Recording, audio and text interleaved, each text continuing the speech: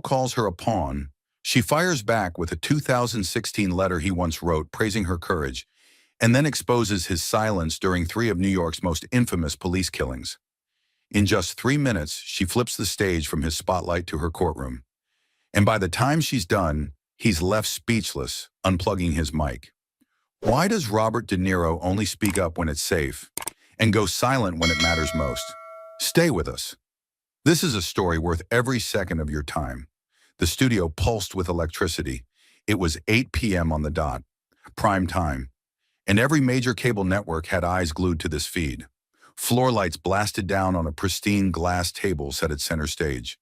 Behind it sat two names that could not have been more different or more explosive. On the left, Robert De Niro, dressed in sleek gray, a Hollywood icon with decades of fame and a reputation for thundering anti-establishment rants that drew standing ovations. On the right, Congresswoman Jasmine Crockett, a rising force in the House, known for tearing into hypocrisy with surgical precision, a sharp mind wrapped in relentless fire. The host introduced the theme, Artists, Politics, and Who Truly Stands for Justice. The camera panned wide as the crowd murmured, the tension already thick like storm air before lightning. De Niro cracked a half smile as if this was just another monologue to win. Jasmine didn't move. Her stillness was its own threat. The host leaned forward, voice practiced, but eyes alert. Tonight we ask, who really speaks for justice in America? Is it our elected leaders, shaped by policy and consequence? Or the artists who use their platforms to stir conscience and action? Jasmine didn't break eye contact with the host. Robert's fingers drummed lightly on the table, clearly ready to pounce. The imbalance was obvious. De Niro was adored by millions, protected by celebrity. Jasmine was scrutinized, judged. Every syllable she spoke would be dissected. The crowd leaned toward Robert instinctively, their familiarity with him a cushion. For Jasmine, the air was colder, sharper, no benefit of the doubt, no warm welcome, just unspoken pressure to survive or explode. But that pressure didn't crush her, it sharpened her. This was her battlefield. The host turned to Jasmine, a note of polite skepticism in her voice. Congresswoman, some say your tone is too combative, that your presence in Congress is more about noise than substance. How do you respond to critics who think you're too emotional to lead? Jasmine's eyes narrowed just a fraction. Her reply came calm, clear, and blistering. When you grow up watching systems choke your people and call it law, silence isn't noble. It's betrayal. The words sliced through the room like a scalpel. De Niro shifted slightly, caught off guard by the weight of it. But Jasmine wasn't speaking for applause. She was speaking from the burn of lived injustice, from courtrooms, from funerals, from truth no movie ever bothered to capture. The camera zoomed in. No cuts, no music, just the quiet before a detonation. De Niro turned his head, eyes narrowing at Jasmine. For the first time, the audience wasn't sure who held the power in the room. The movie star, who had always commanded attention, or the congresswoman who had nothing to perform and everything to expose. The silence after Jasmine's words wasn't peace. It was pressure, like the moment before a levee breaks. The air was still, but everyone could feel it. Something cruel was coming. Robert De Niro leaned back slowly, his fingers steepled just beneath his chin. The corners of his mouth curled in something between a smirk and a sneer. He didn't rush. He didn't need to. The studio was his theater, and he had waited for this cue like a performer savoring the kill shot. Let's not kid ourselves, he said, his voice smooth but loaded, calibrated for the live audience and the millions watching at home. Congresswoman Crockett isn't a threat to the system. She is the system. He paused, letting it hang. They didn't put her in that seat to shake things up. They put her there to quiet the storm, to make you feel like something's changing when it isn't. His eyes flicked toward Jasmine like she was a product on a shelf. Every few years, the machine picks a new face, one that looks different, talks different, but still protects the same gears underneath. Laughter trickled in from the audience. Soft at first, then louder. Robert's tone sharpened. She's a symbol, not a soldier, he added. She's not Harriet. She's not Angela. She's not even Shirley Chisholm. She's the hashtag version of revolution. Fast, flashy, and forgotten by next week. Now the crowd was clapping. Some cheered. Others looked unsure but followed the noise anyway. Jasmine didn't move. Not an inch. But the camera caught it. Her jaw clenched just slightly, her right hand tightening into a near fist in her lap. Robert saw it too, and pounced. "You're just another social media politician," he said, turning directly toward her for the first time. "All fire in your feed and hollow in your record. Likes don't legislate. Hashtags don't liberate. And the last thing this country needs is another walking slogan with a seat in Congress." The applause hit harder this time. It rolled through the room like approval for a courtroom knockout, the kind of moment audiences eat alive. But it wasn't just the volume that cut deep. It was the nature of the crowd itself. They didn't know her. They hadn't followed her votes. They hadn't sat through hearings where she cross-examined billionaires or outmaneuvered party veterans.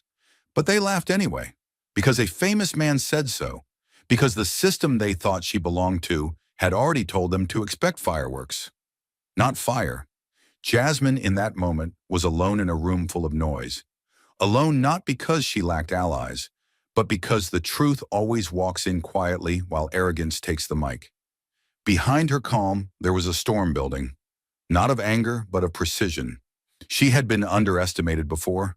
She had been talked over in chambers, brushed aside in law firms, questioned in courtrooms, and now dismissed on national television like a mascot dressed up as a lawmaker.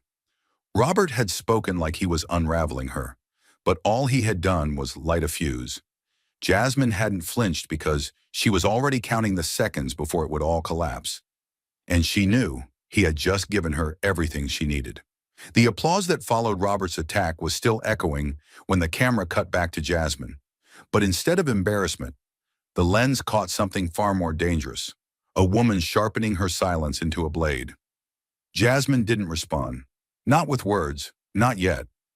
She sat perfectly still, shoulders square, her head tilted slightly like she was listening to a sound only she could hear.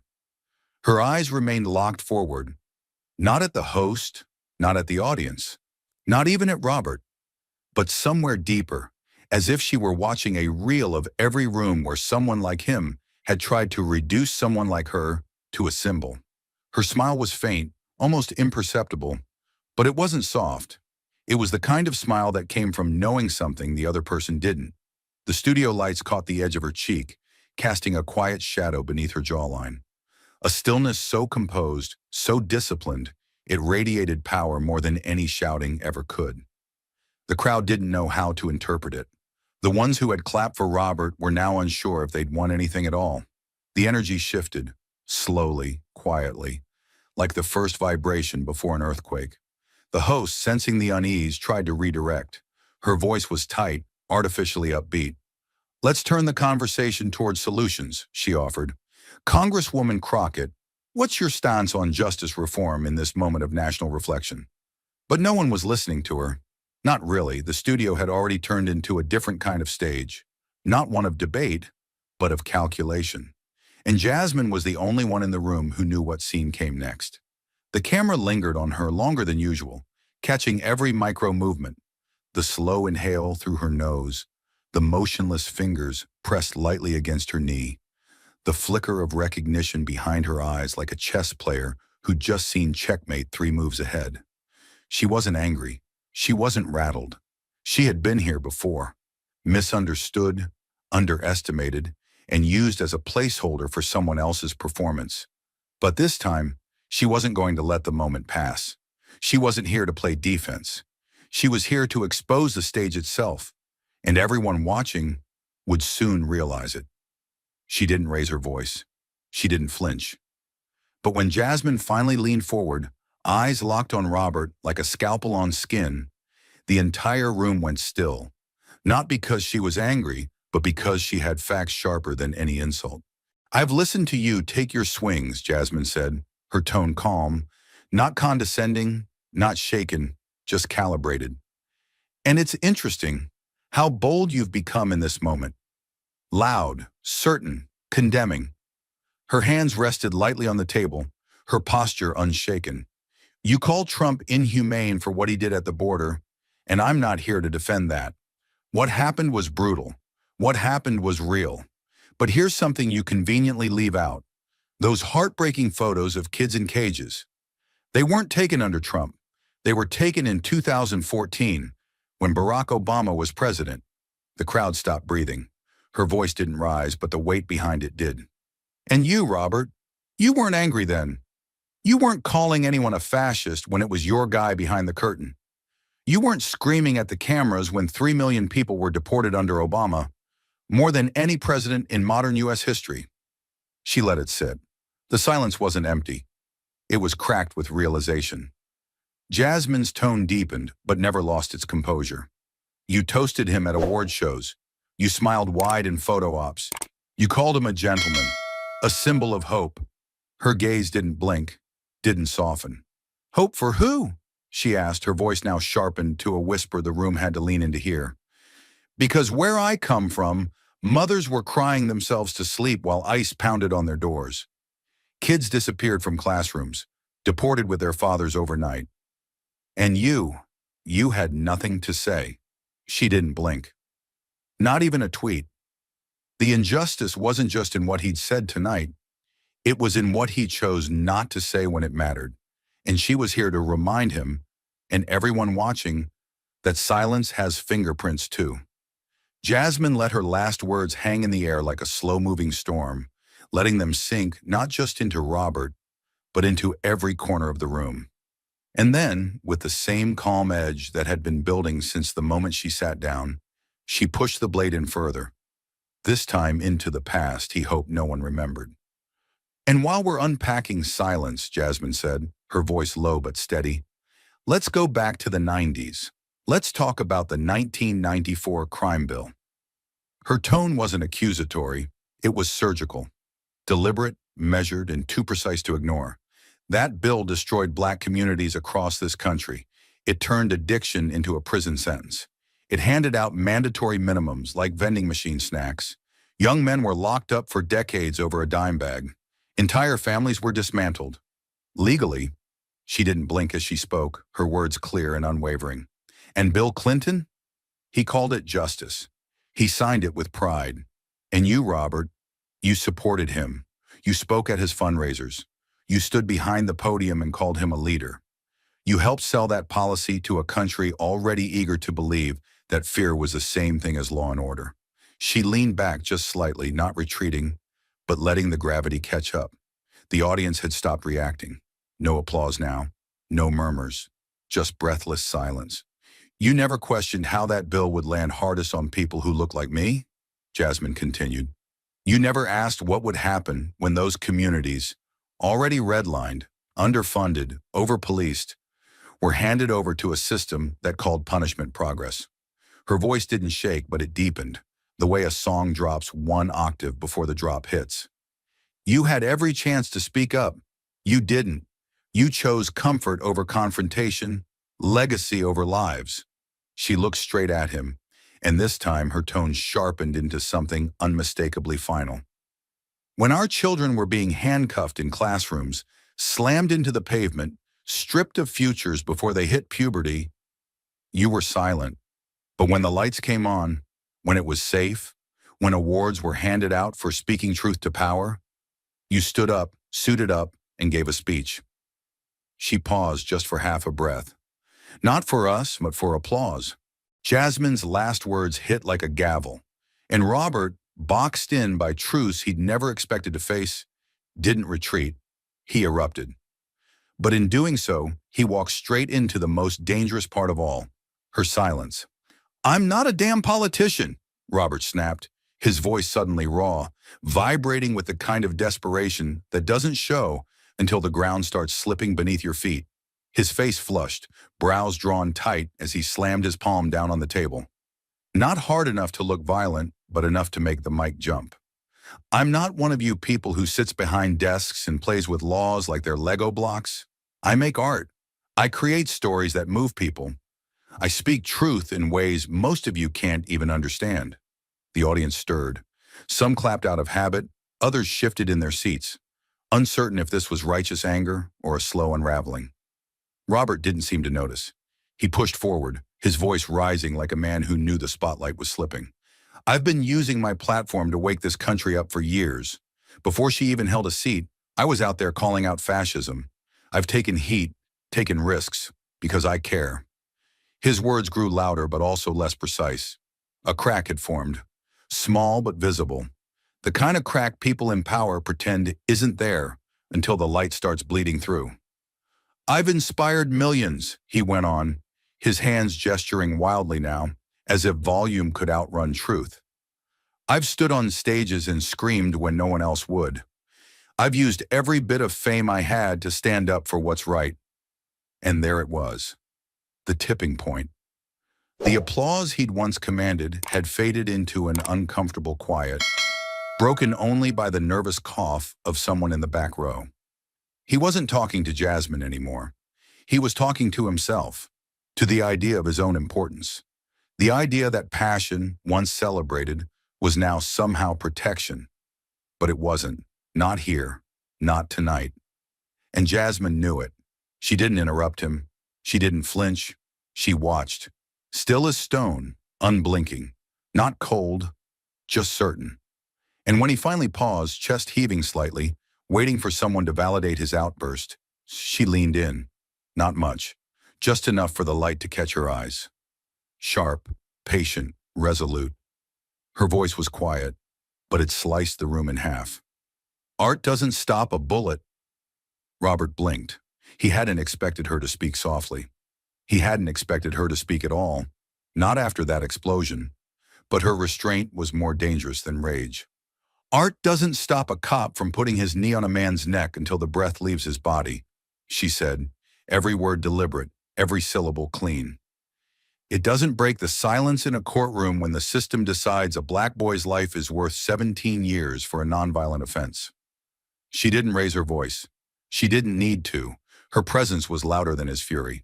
It doesn't hold a mother's hand in the hallway outside a courtroom after she's just watched her child get swallowed by a system she never had a chance to fight.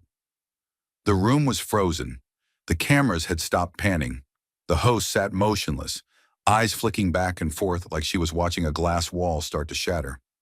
Jasmine continued, her voice steadier now. Steel wrapped in velvet. Art is beautiful, powerful even. But it doesn't save people on its own. Not when the people making it only speak when it's safe, when it's trendy, when it gets applause. She locked eyes with Robert now, and this time there was no hesitation. You've called yourself brave for saying what people wanted to hear in rooms that already agreed with you. But where were you when the pain wasn't performable? She let that question land, and it did, hard. You could hear the stillness tighten. Where were you when the 1994 crime bill was destroying my neighborhood, block by block? When ICE raids were tearing families apart under the man you toasted at gala dinners? When kids in my district were getting tried as adults for petty crimes, while you gave standing ovations to presidents who signed the policies that made it possible? Her tone didn't change. It didn't need to. The truth was doing the work. You didn't speak out then. You didn't shout. You didn't stand up. You waited. And when the headlines caught up, when the cameras turned on, then you found your voice. Robert's jaw tightened. His fingers were twitching slightly now. Not dramatically, but enough for the close-up cameras to catch. His mouth opened for a second, as if to form a word, but no sound came out.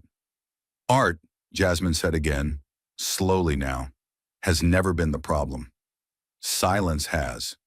She looked out over the crowd, not to win them, but to challenge them. Art can inspire, yes, but inspiration without action is performance. And you, Robert, have mastered performance. She leaned back slowly, her posture still composed, still quiet, but every movement carried weight like a falling verdict. You've stood on stage, in tuxedos, under golden lights, and accepted trophies for playing brave men, for delivering scripted truths. But this, she tapped the desk in front of her gently, this isn't a movie. This is where real people live and die. And the roles we play out there don't matter if we disappear when the lights go out. The studio was dead silent. Not quiet, silent. A silence that vibrated with pressure, that tasted like something had just shifted, and no one could name it yet. The silence of an audience realizing they'd clapped too soon. Of producers behind the glass whispering into headsets without blinking.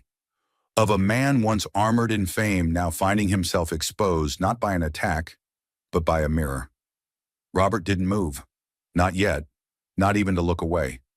And Jasmine didn't wait for applause. Because this wasn't a monologue, it was a reckoning. The silence that followed wasn't stillness. It was recoil, like the breath a crowd takes just before they realize the story they believed in is about to break. Jasmine saw it, and she didn't wait. She made it hurt. Jasmine reached down, calmly, almost without ceremony, and lifted a small tablet from the folder in front of her. No dramatic gesture, no raised voice, just a deliberate motion, controlled, focused, like a prosecutor placing the final piece of evidence on the table. "Let's rewind a little," she said, voice steady, "because I think the people watching tonight deserve to see the full picture of who they're listening to." She tapped the screen once, and the studio monitors flickered to life. The feed switched, not to B-roll, not to generic headlines, but to grainy footage from 2011, a red carpet interview in New York. The background buzzed with flashes, reporters' voices, and the drone of cameras. But the audio was clear. There he was, Robert De Niro, standing outside a charity gala, dressed in a tuxedo, smiling warmly as he told a reporter, "The NYPD are the backbone of this city. I know a lot of great officers. They do a hard job, and most of them do it right." The clip ended. No music, no narration. Just the image of him, on record, defending the very institution that would become the center of a national outrage just 3 years later. Jasmine didn't look at him right away. She let the crowd absorb it, let the timeline lock into place. "That was 2011, she said quietly, eyes on the audience. 3 years before a man named Eric Garner was choked to death by one of those officers he said were doing it right." The room shifted. People sat straighter, some exchanging glances. 3 years before the country watched a cell phone video of a man being killed on a sidewalk, in broad daylight, for selling loose cigarettes. Her voice didn't shake, but it began to deepen, each word heavier than the last. "Garner said, 'I can't breathe,' 11 times. He begged for his life. And the NYPD didn't stop. They didn't help. They didn't answer. They crushed him." Now she turned her eyes to Robert. Her gaze didn't burn. It pierced. "And where were you, Robert?" she asked, voice still low, still composed. "Where was your righteous anger? Your powerful voice?" She leaned forward slightly. "Because I looked. We all did. You didn't tweet. You didn't march. You didn't even whisper." Her jaw tightened just enough to show she wasn't speaking from theory. She was speaking from memory. You had the eyes of the world. You had the mic, and you stayed silent. The audience had stopped reacting entirely, not even a cough, just the slow, collective realization that the man they'd come to cheer wasn't who they thought he was, not in full. Jasmine didn't pause to let them off the hook.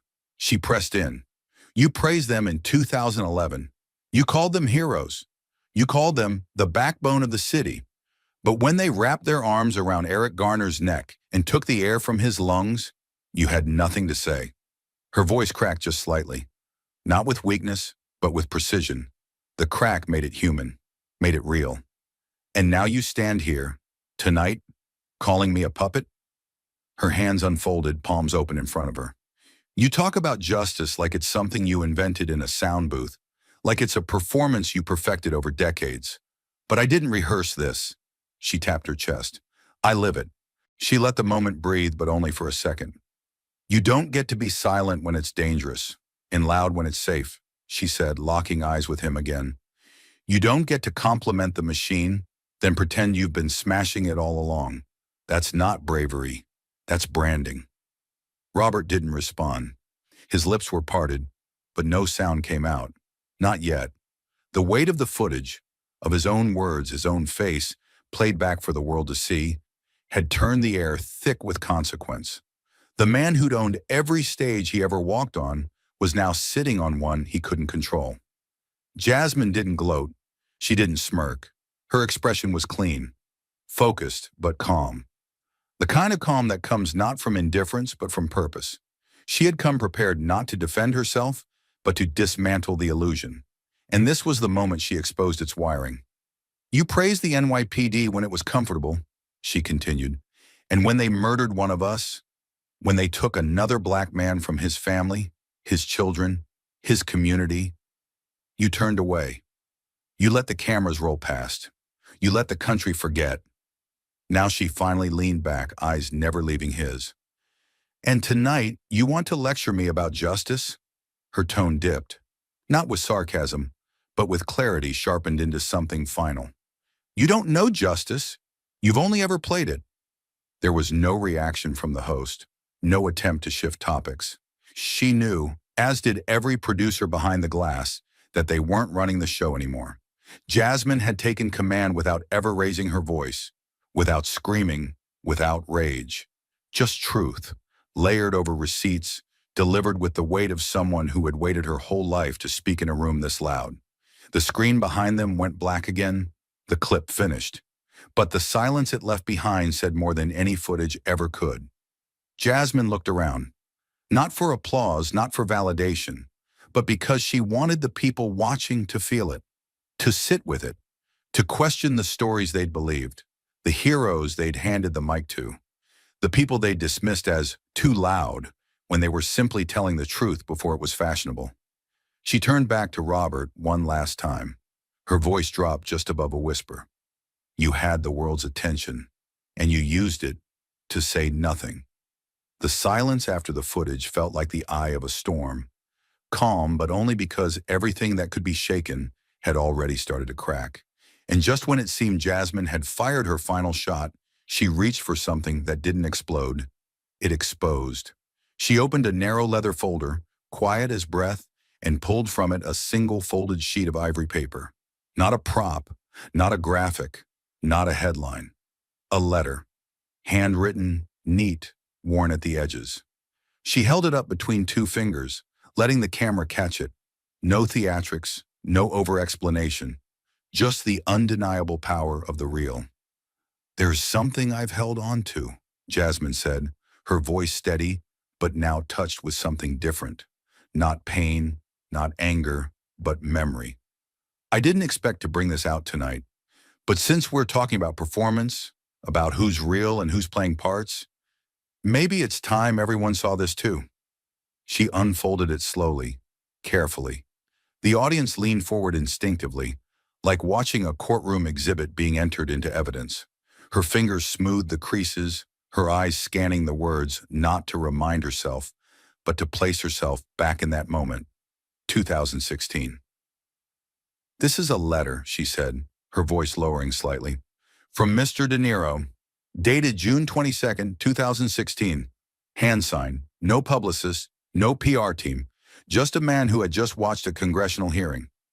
She looked at him now, her eyes no longer defiant, just deeply, unmistakably clear. The hearing where I sat for 6 hours under hostile questioning about police reform. The hearing where I was mocked, cut off, talked down to, and told I didn't belong in the room. Not because of what I said, but because of who I was. She glanced at the letter, then began to read, every word precise. I watched your testimony today with awe. The way you held your ground, the way you refused to be shaken. It was powerful. I don't know if I would have had your strength.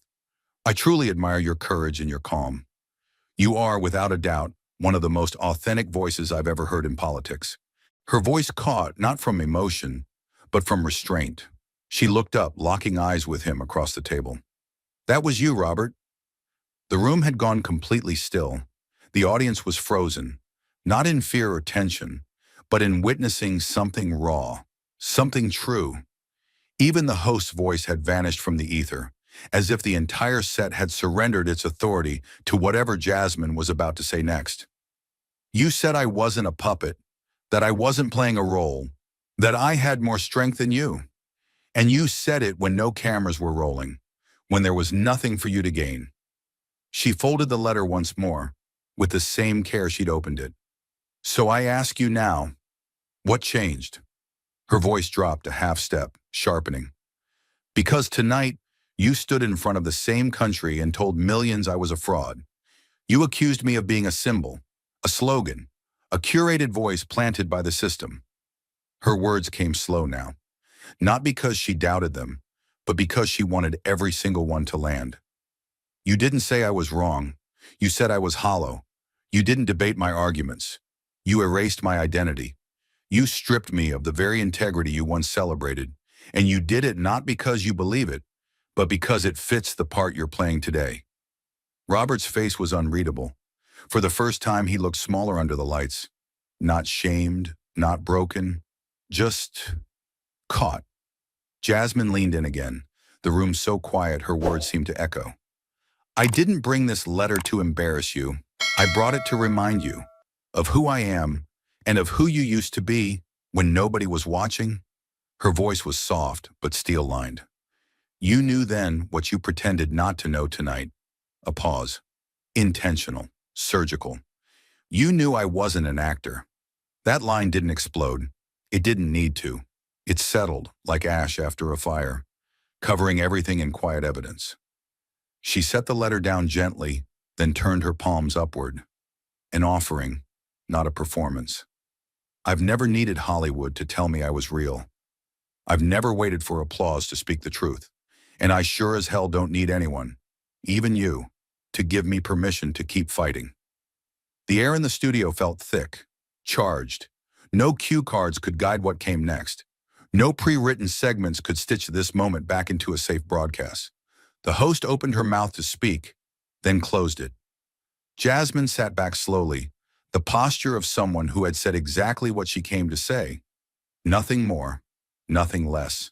And somewhere, beneath the heat of the studio lights, the lines between actor and advocate, between memory and motive, between the Robert who wrote that letter and the Robert sitting here now, blurred into something neither applause nor silence could fix. This wasn't about humiliation. It was about history, and Jasmine Crockett had just placed it in plain view. The letter sat on the desk like a ghost, undeniable, intimate, damning. But for Robert, it wasn't the content that broke him. It was the fact that she dared to show it, and in the span of a breath, his mask cracked. You don't have the right, Robert barked, the words sharp and sudden, punching through the silence like a fire alarm in a cathedral.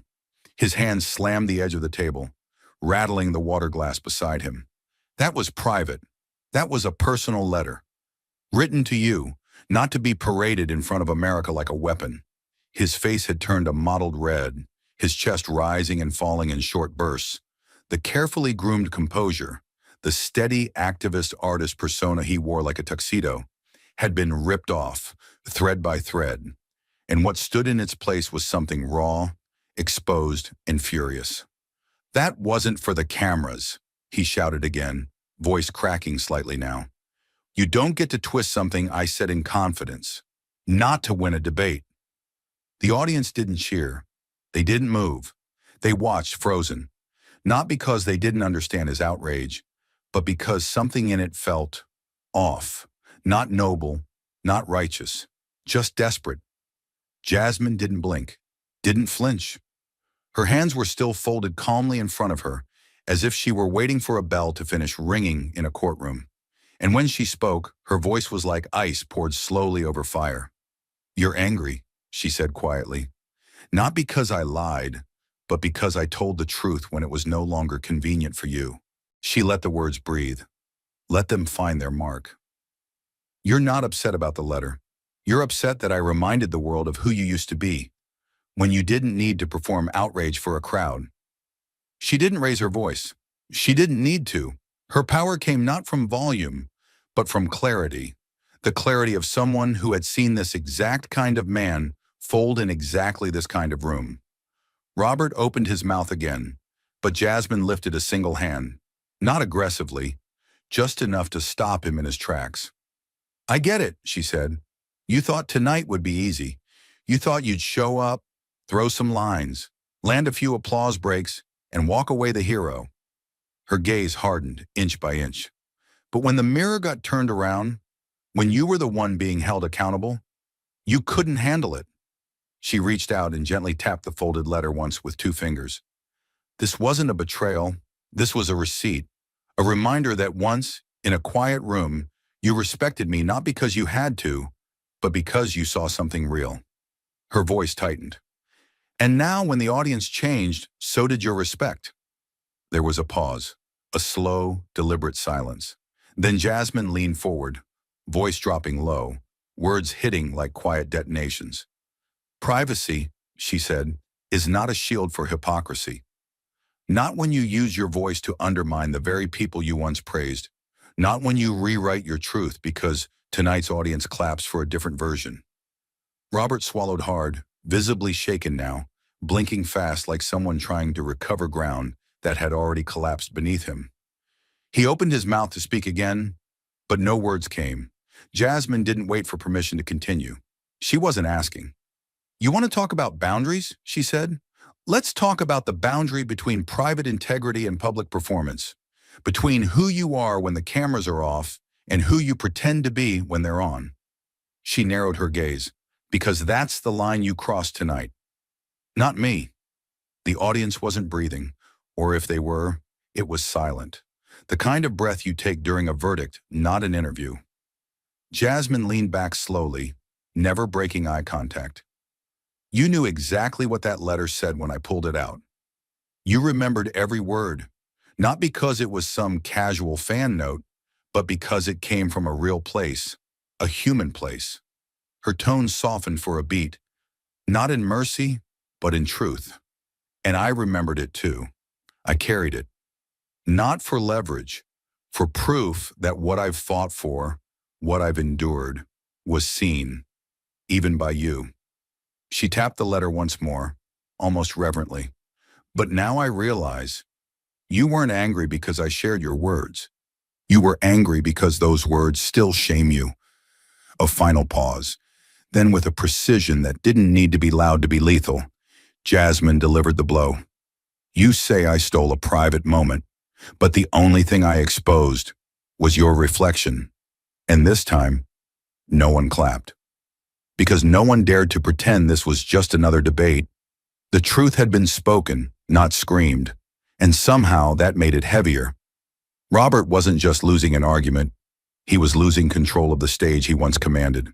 And when men like him run out of words, they don't fight, they flee. Robert reached up slowly, almost like a man coming out of anesthesia, and fumbled with the clasp of his mic. His hands trembled, not violently, but just enough to betray the storm beneath his skin. The tension in the room didn't burst, it tightened. With a low static pop, the microphone came free from his lapel. His eyes didn't meet Jasmine's. They didn't meet the host's. They didn't meet anyone's. They wandered, up, then down, then toward the floor, like he was looking for a way out that didn't involve walking. But there was no side door, no script to return to. Just silence, and shame, and the sharp memory of every applause he'd ever mistaken for conviction. He stood slowly, shoulders heavy, breath shallow. And the room, once primed to cheer his every word, now watched with something closer to disbelief. Not at what Jasmine had said, but at how completely he had unraveled under the weight of it. No one clapped. Not one hand moved. Even the lights above seemed frozen, unsure whether to soften or glare. The host, visibly panicked behind her trained smile, leaned forward, gripping her cue cards like a life raft. "We're going to take a short break," she said, her voice wobbling at the edges. "Just a few moments to regroup and we'll return shortly with—" "No," Jasmine said, not shouted, not snapped, just spoken, clean, precise, immovable. The host turned to her, startled, as did the cameras, which instantly adjusted their framing, as if they too sensed where the center of gravity now lived. Jasmine sat perfectly still, her posture relaxed but grounded, eyes locked forward with the calm of someone who had been through far worse storms than a celebrity's tantrum. She let the pause stretch, just long enough for her next words to become the only thing the audience would remember. "There's no need for a break," she said.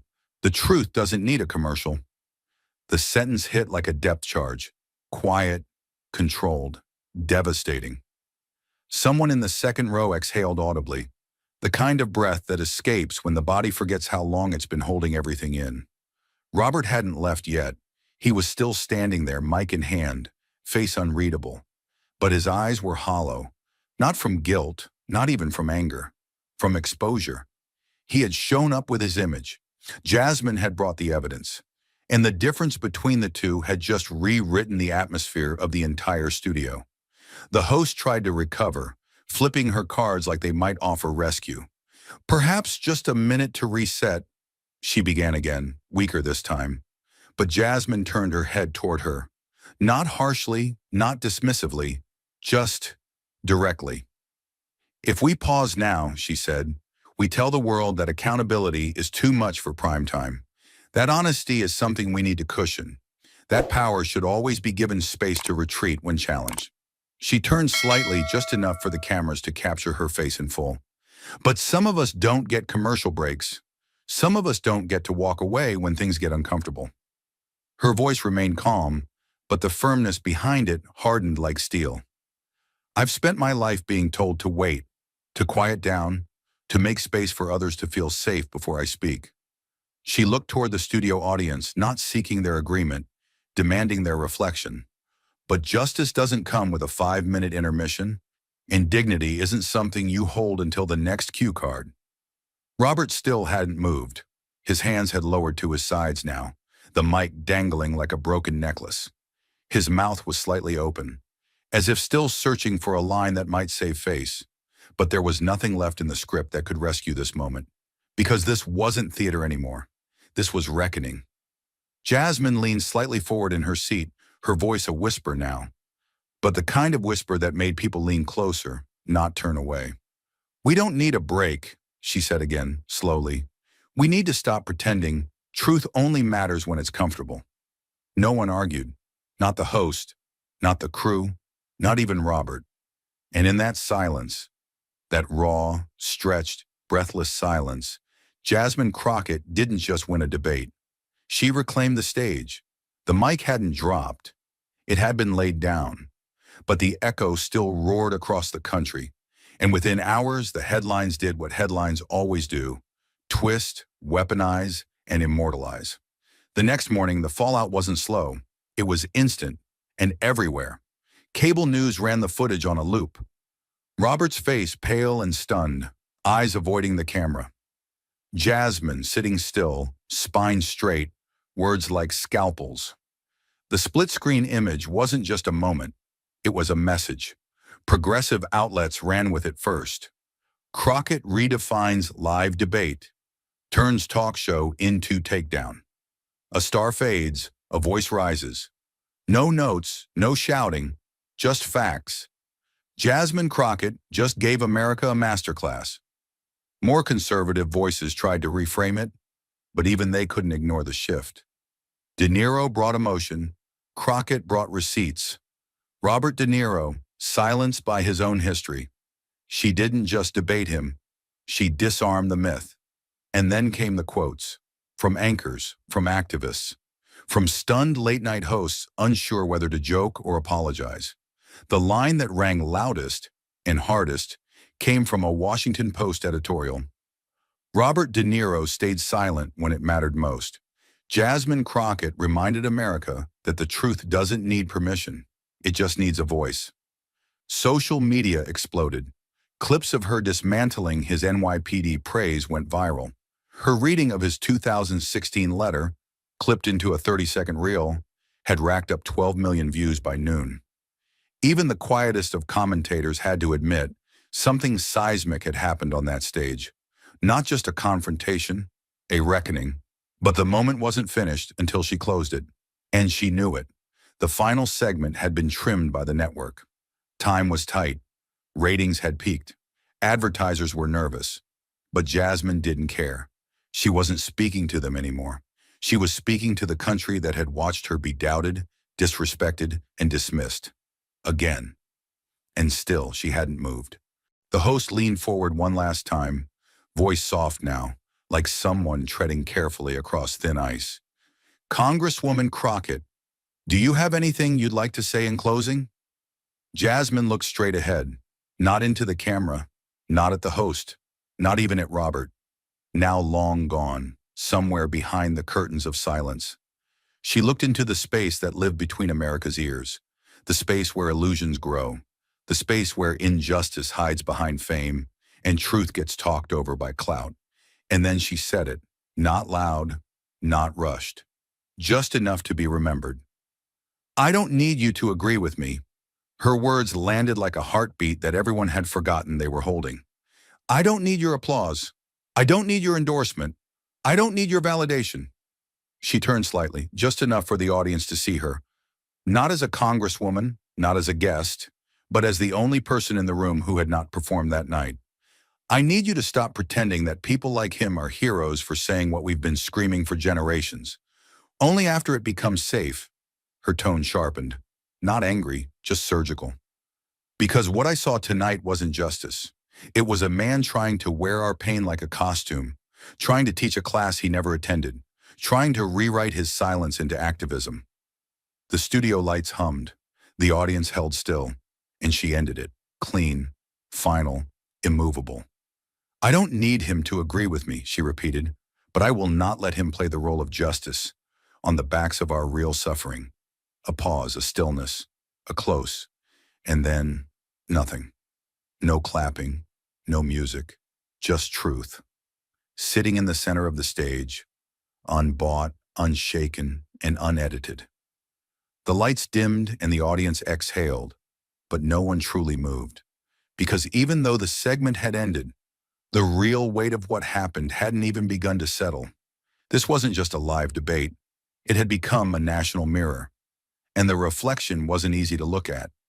In the hours that followed, the internet did what it always does: clipped, cropped, captioned, and consumed. Millions watched Jasmine's words from their couches, their offices, their phones. But beneath the hashtags and headlines, something else began to rise. Not noise, not division, reckoning. Because what Jasmine Crockett did wasn't just confrontational, it was surgical. She peeled back the fabric of performance, stripped away the comfort of polished outrage, and asked a question America hates answering out loud. Who do we really listen to when the room gets quiet? De Niro had the spotlight, Jasmine had the scars, he had the platform, she had the proof.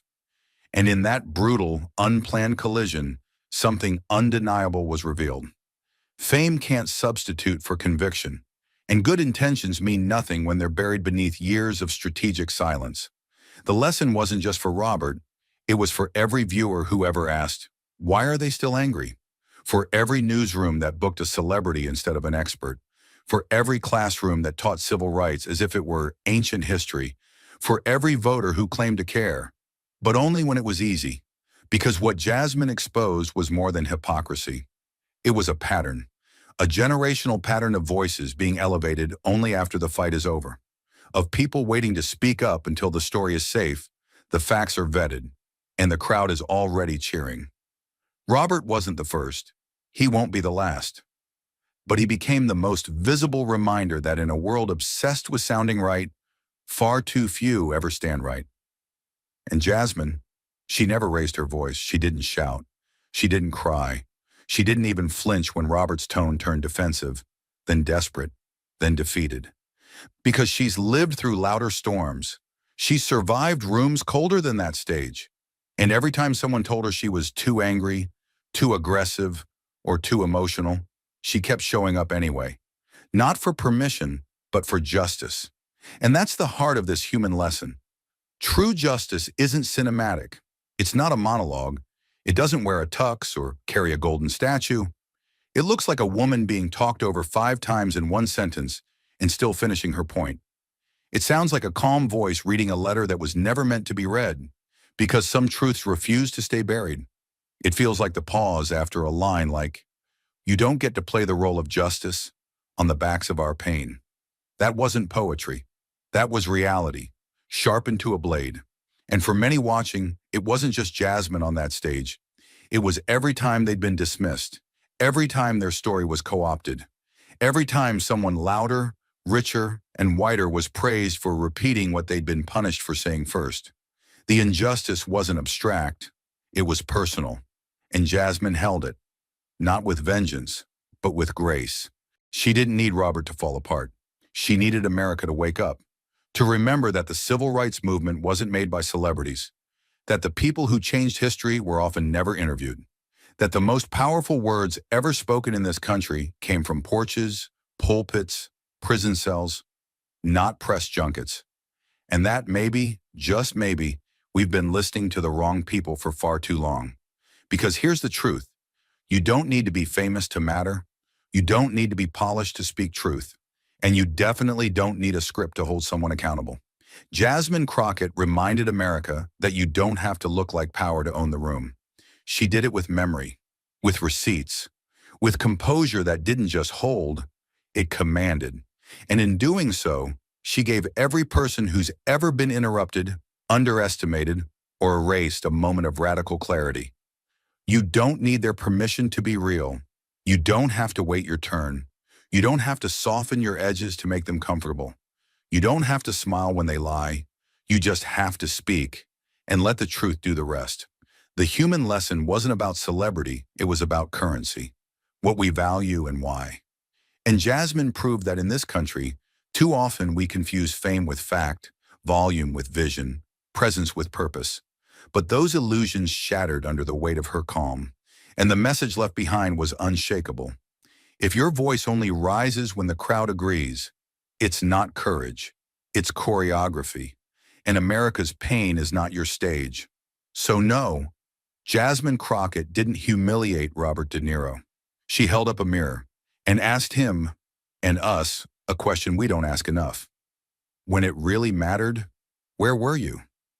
It's a question we'll all face, eventually.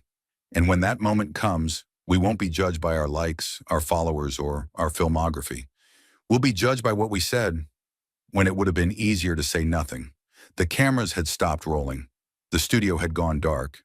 But across the country, something had been set in motion. Not a scandal, not a meme, a reckoning. And now that the illusion was shattered, the question that remained wasn't for Robert. It was for us. This wasn't about who won the debate. This was about who remembers it tomorrow. Because the truth Jasmine Crockett delivered doesn't live in headlines. It lives in decisions. What you do next decides what this moment actually means. Not just for politics, not just for television, but for you. What happened on that stage wasn't performance. It was a warning that justice is being sold in pieces, that truth is being outbid by fame, that we've spent too long mistaking influence for integrity. And now the bill is coming due. And no, there won't be another commercial break. Jasmine didn't rise from struggle so we could retweet and forget. She didn't drag her history into the light so we could watch from the comfort of apathy. She fought to remind us, every single one of us, that silence, even dressed in a designer suit, still leaves blood on the floor. So if your heart was pounding as she spoke, good. If your stomach twisted when Robert looked away, good. That discomfort is the beginning of awakening. Don't numb it. Don't dismiss this as just politics. Don't wait for someone else to say what you already know.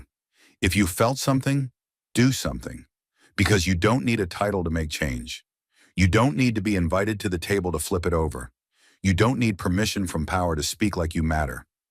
You just need one thing, the refusal to accept what you know is wrong. It starts in your house, in your community, at your school board. It starts with who you vote for, who you hold accountable, who you stop excusing just because they share your party or your playlist. It starts with asking, whose voices am I ignoring? Just because they're not famous? Whose suffering am I applauding? Only when a celebrity repeats it with a script. We've been raised to listen to voices that sound polished. We've been trained to trust the people who smile at cameras, not the ones who yell into them. But Jasmine flipped that logic on its head. She didn't come dressed as a savior. She came armed with memory, with proof, with the names and faces of those America forgets until a tragedy goes viral. And she dared to say, your applause doesn't heal our wounds. Action does. So here's what action looks like. Show up, not just online, in person, in town halls, in courtrooms, in protest lines and petition booths. When your school whitewashes history, speak up.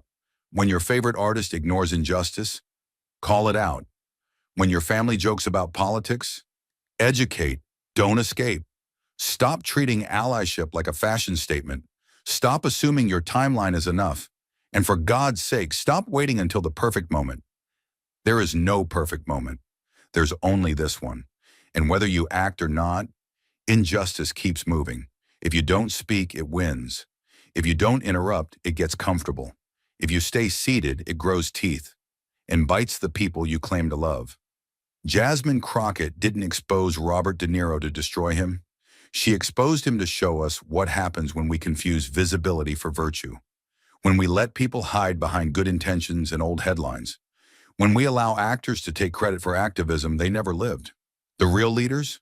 They're already bleeding, already marching, already buried in court transcripts and community trauma. They don't need your likes. They need your backbone. Because the truth doesn't survive on its own.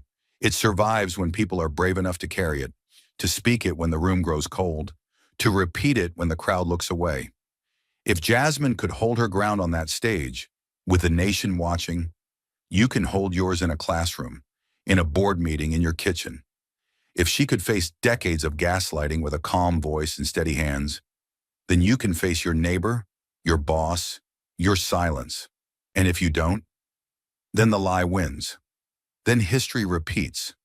Then children grow up thinking justice is a costume you wear at award shows, instead of a fight you choose every single day. So what will you do? Will you go back to scrolling? To pretending this was just entertainment? To laughing off the truth because the volume dropped and the host smiled? Or will you remember? Remember that real change starts in moments like this. Messy, awkward, unscripted, and absolutely necessary, because power never surrenders itself. It has to be confronted, interrupted, dismantled. And you're not too small to do it. You're not too poor, not too busy, not too quiet, not too late. You just have to decide to believe that your voice, shaky or strong, can shift something, that your vote, local or national, can block something, that your stance, lonely or loud, can change something.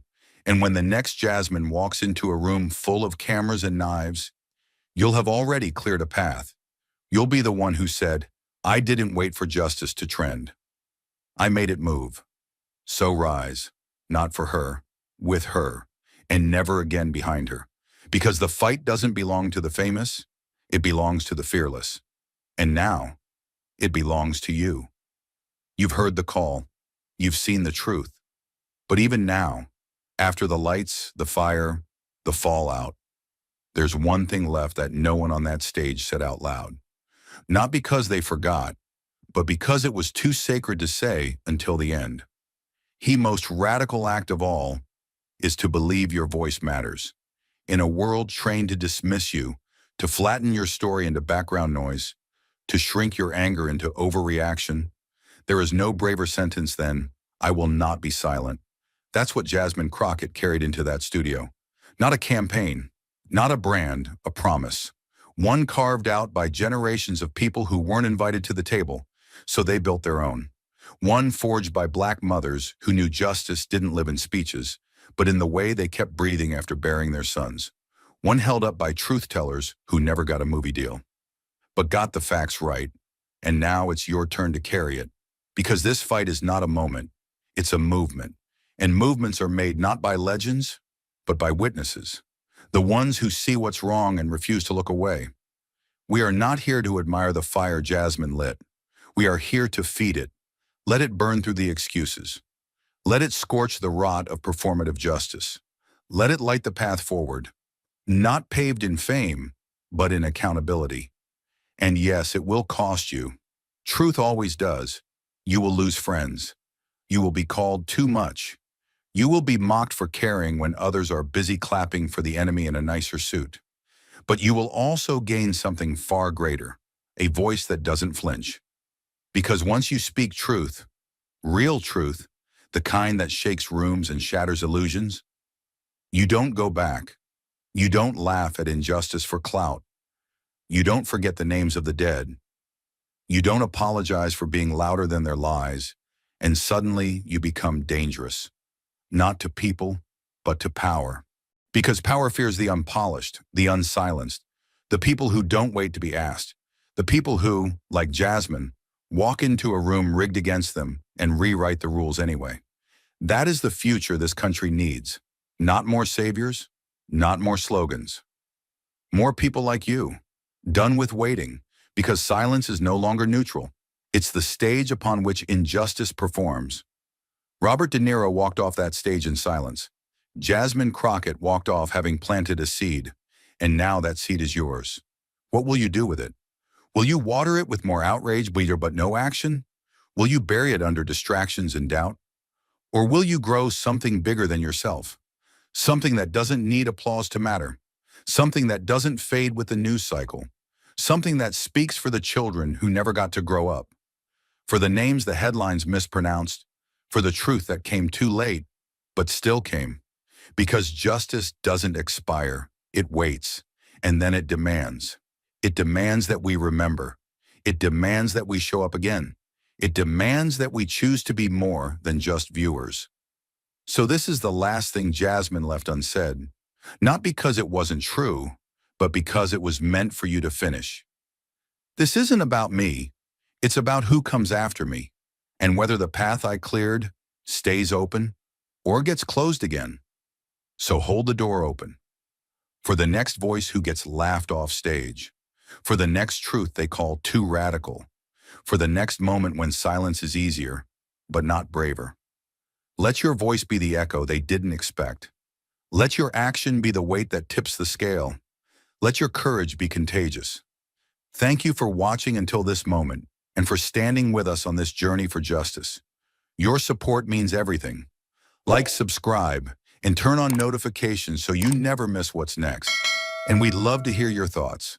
Leave a comment below and let us know what moved you most in this story. Together, our voices make a difference.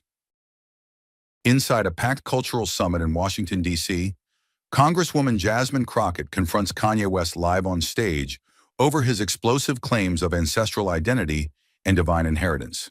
He fights to defend his legacy with passion and star power. But just minutes later, Jasmine calmly unveils 3 government-sealed DNA reports that shatter his narrative and paralyze the crowd. The room turns to stone. Kanye grips the mic with trembling hands. The myth collapses, and when the world sees the proof, do they still believe in the man, or only the myth he sold them? Stay with us. This is a story worth every second of your time. Under the stone vaults of the United States Capitol, something unusual was happening. This wasn't just another budget hearing or political grandstanding session. This was a special inquiry called by Congresswoman Jasmine Crockett herself on one explosive theme: how religion and ancestral identity were being used to shape public policy, sway cultural opinion, and silence critics. At the center of the controversy stood one man who needed no introduction: Kanye West.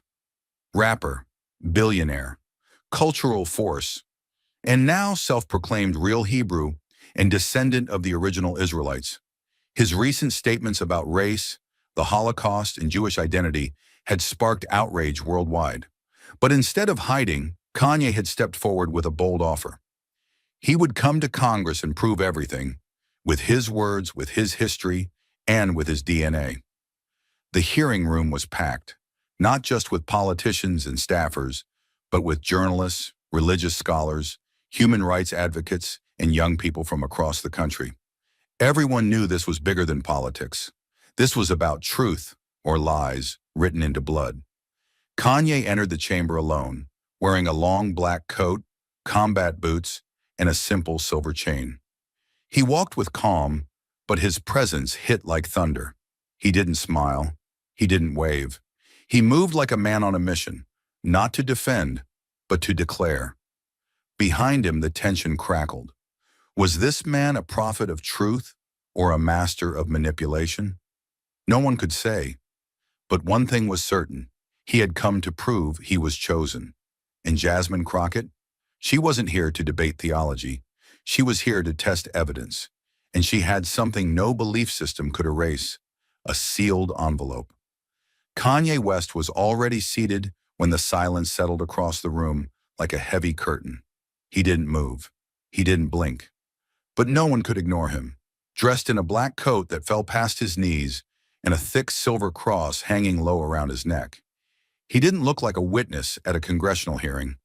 He looked like someone who believed deeply that he was standing in for something greater than himself, a prophet, not a defendant, a vessel, not a celebrity. The polished table in front of him looked more like an altar than a place for testimony. His hands rested calmly on either side of the microphone. Fingers still, eyes steady. He was quiet, but there was tension in the stillness, as if he were waiting for the exact moment to speak words he had already rehearsed in his mind 1,000 times. When he finally spoke, his voice was calm and controlled, but full of weight. "I'm not here to defend myself," he said, not looking at anyone in particular. "I'm not here to fight or argue or apologize. I'm here to confirm something that lives inside me, something passed down through blood, not documents, not politics, but memory. I'm here to confirm a prophecy, not one I invented, but one I inherited."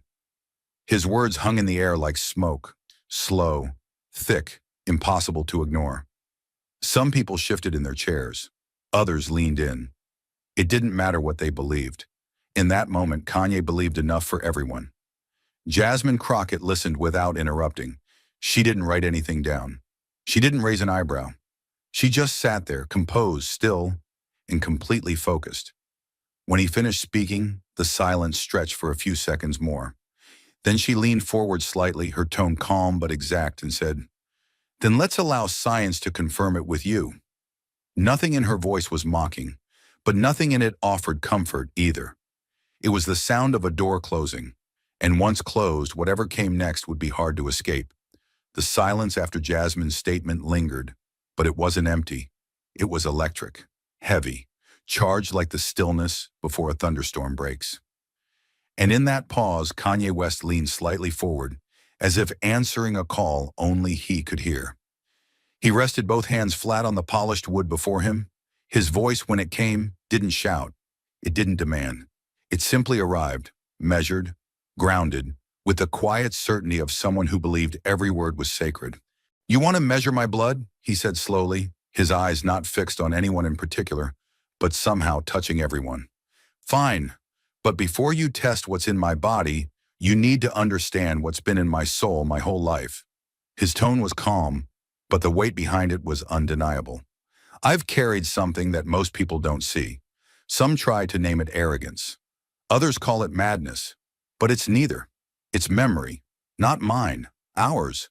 He tapped his chest. "The memory of a people displaced, discredited, and told their history began with bondage. I refuse that lie." He paused, letting the stillness deepen before continuing. "I've studied the scriptures, not like a scholar, but like a man searching for his own name, and I found it." He looked down for a moment, then back up. "In the book of Deuteronomy, in Jeremiah, in the exile, in the lamentation, in the promise. I saw my people not as victims, but as survivors of silence." His voice didn't rise, but it filled the room. "I am not a mistake of history. I am part of a truth that was buried on purpose." He sat up straighter, his voice tightening, not in fear, but focus. "What flows through my veins is not just African. It's not just American. It's something older. It's ancestral, prophetic. It's the same blood that heard the voice of God in the wilderness. The same blood that was hunted, scattered, renamed, and still refused to die." He glanced at the Bible on the table beside him, fingers resting lightly on its cracked spine. "And that's why I speak the way I do. That's why I create the way I do. Because my vision doesn't come from ego. It comes from inheritance." There was no sound from the gallery, not even the click of a pen. It was the kind of silence reserved for moments when something dangerous and beautiful is unfolding. Kanye didn't flinch. He continued, slower now, each word deliberate.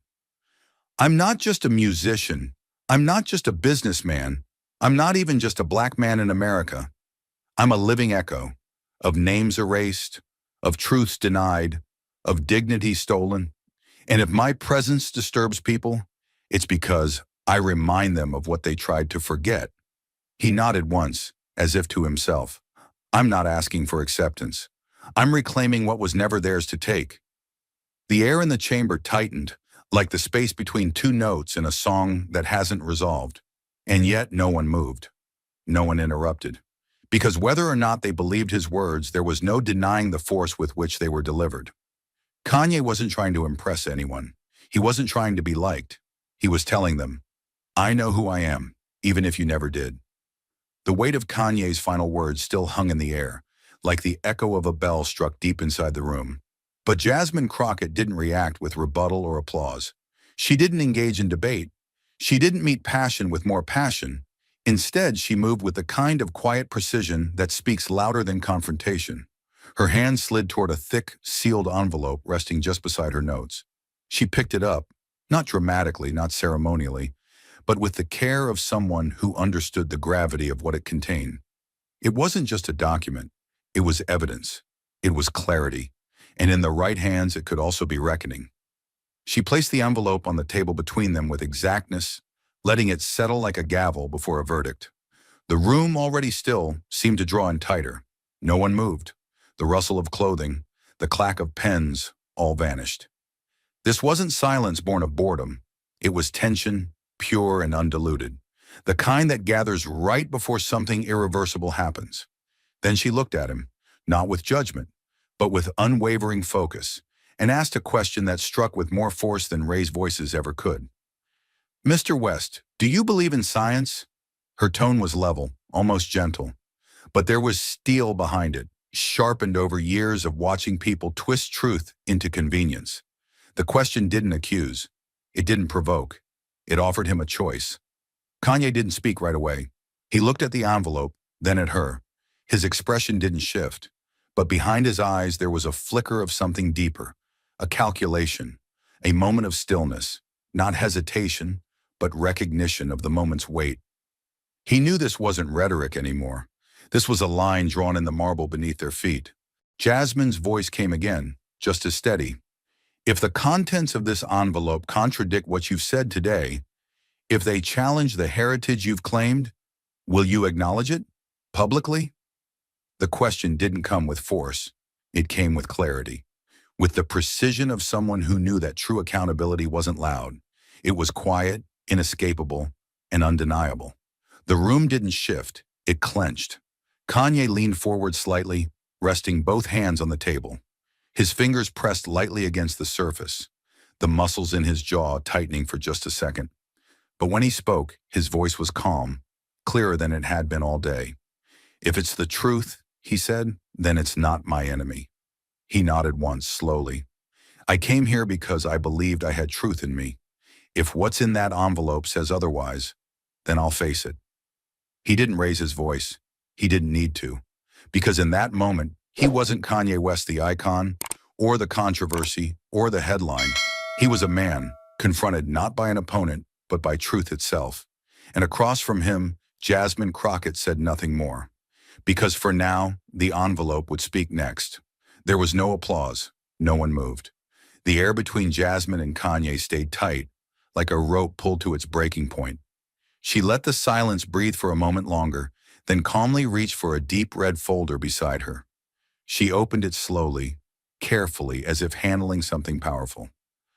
Let's take a closer look at what kind of truth has been funded, she said, her voice cool, steady. She pulled out a thick document covered in numbers, names, and bank stamps.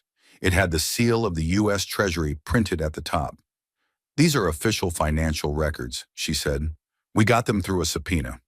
They show that a private company linked to the Yeezy Foundation sent money to 3 genetic research labs between 2021 and 2024. She didn't raise her voice. She didn't need to. None of these payments were public. They were hidden. No press releases, no public announcements, just quiet transfers behind fake company names and anonymous accounts. Behind her, a screen lit up. Everyone could now see the evidence. $420,000 wired to a lab in Atlanta. $775,000 to a research center in Tel Aviv. Another $1.1 million sent to a company in the Cayman Islands known for DNA research for rich clients. Jasmine flipped to another page. Each transfer was labeled something vague, like donation or consulting, she said. But inside emails from Yeezy's own team, we found what they really called it, heritage alignment research. Then she looked up at Kanye, her eyes sharp, her tone even sharper. Tell me, Mr. West, what exactly were you trying to align? Kanye didn't say a word. He didn't flinch, but the calm on his face looked harder to hold. The room remained frozen. This wasn't drama. It was pressure. Jasmine had just placed the truth on the table, plain and clear. And Kanye, the man who just said he wasn't afraid of truth, was staring right at it. Jasmine wasn't yelling. She wasn't attacking. She was just uncovering the facts, one careful step at a time. And now everyone saw them. The truth didn't have to shout. It only had to be uncovered. The numbers alone had rattled the room, but Jasmine wasn't finished. The financial trail had told one story, but the documents that followed were about to tell another. She reached back into the red folder and withdrew a slim, stapled contract, slightly creased at the edges. She held it up just long enough for the cameras to focus, then placed it flat on the table, turning the front page to face Kanye. This, she said, her voice lower now, more focused, is a private service agreement between a Georgia-based DNA analysis lab and an entity registered under one of Yeezy Foundation's shell subsidiaries. Her finger tapped the page gently, right above the bold heading, Contract Number 1172-C, Lineage Interpretation Protocol. She looked out toward the committee. This contract isn't about health testing. It's not about family history. It's not even about standard ancestry reporting. This was a custom agreement with very specific instructions. She paused, letting the weight build before reading aloud. Clause 2B requests that the lab clarify and emphasize any indicators of Israelite African heritage. Clause 4C goes further, asking researchers to optimize the representation of Hebrew genetic markers within report summaries provided to the client. The words hit the room like a drop match in dry grass. There was no need for interpretation. This wasn't about science. This was narrative engineering. This wasn't a request for facts, Jasmine continued. It was a request for confirmation, for enhancement, for something more aligned with belief than with biology. She turned to Kanye again, eyes sharp but steady. This wasn't about finding the truth. This was about designing it. Kanye sat motionless, but the strain in his jaw was visible now, tight, clenched. The lights felt hotter, the envelope on the table heavier. The crowd behind him didn't shift, but the atmosphere had changed. Jasmine hadn't exposed a secret. She had exposed intent. Not just to fund research, but to shape it, to turn science into strategy. And now the question wasn't just what he believed. It was what he'd been willing to manipulate to make it real. The weight of the contract still lingered in the air like a held breath when Jasmine calmly placed one final document on the table. It looked unassuming. Just a single printed email, slightly crumpled at the edges from being handled carefully. Maybe too carefully. But what it contained, what it revealed, was far more damning than the contractual language before it. There was no need to raise her voice. Jasmine knew that sometimes the most devastating truths arrive not with thunder, but with stillness. I want to direct the committee's attention to this internal communication, she began, tapping the page softly with her index finger. Dated just 2 weeks after the lab in Georgia sent their preliminary results to Mr. West's team. Her voice held no anger, no triumph, just quiet, unforgiving certainty. It's from a senior assistant, his longtime aide, and it reads... She paused, then leaned slightly forward, allowing the words to roll out slowly, clearly. The results do not match the public claims ye has made. We'll need another run. Quietly, please filter again. Focus on ancestral patterns that can support the Israelite narrative. Presentation matters.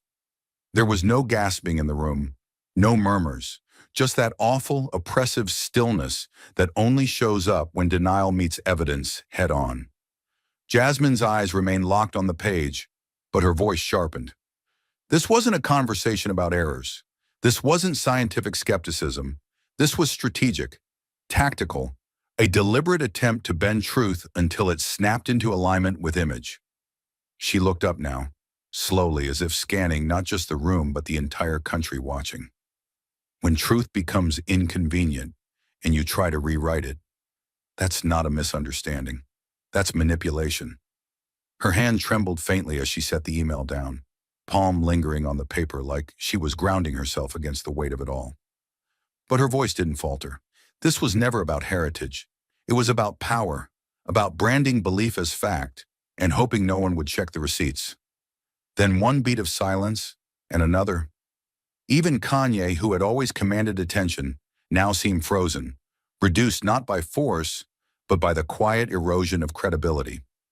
And that was the real shift in the room. Not that people disagreed with him, but that, for the first time, they doubted him. The room had stopped breathing.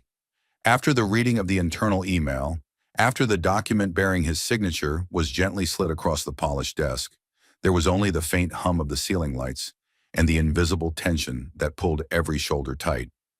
The silence wasn't neutral, it was charged, not with hatred, but with expectation. Everyone was waiting to see how Kanye West, artist, mogul, self-proclaimed prophet, would respond now that the paper trail had caught up to his proclamations. Kanye's jaw clenched first, his fingers curled slightly, knuckles pale against the table. His eyes, which had once roamed freely over the room like he owned the air inside it, now locked squarely on Jasmine Crockett. And when he finally spoke, the words didn't come out confused.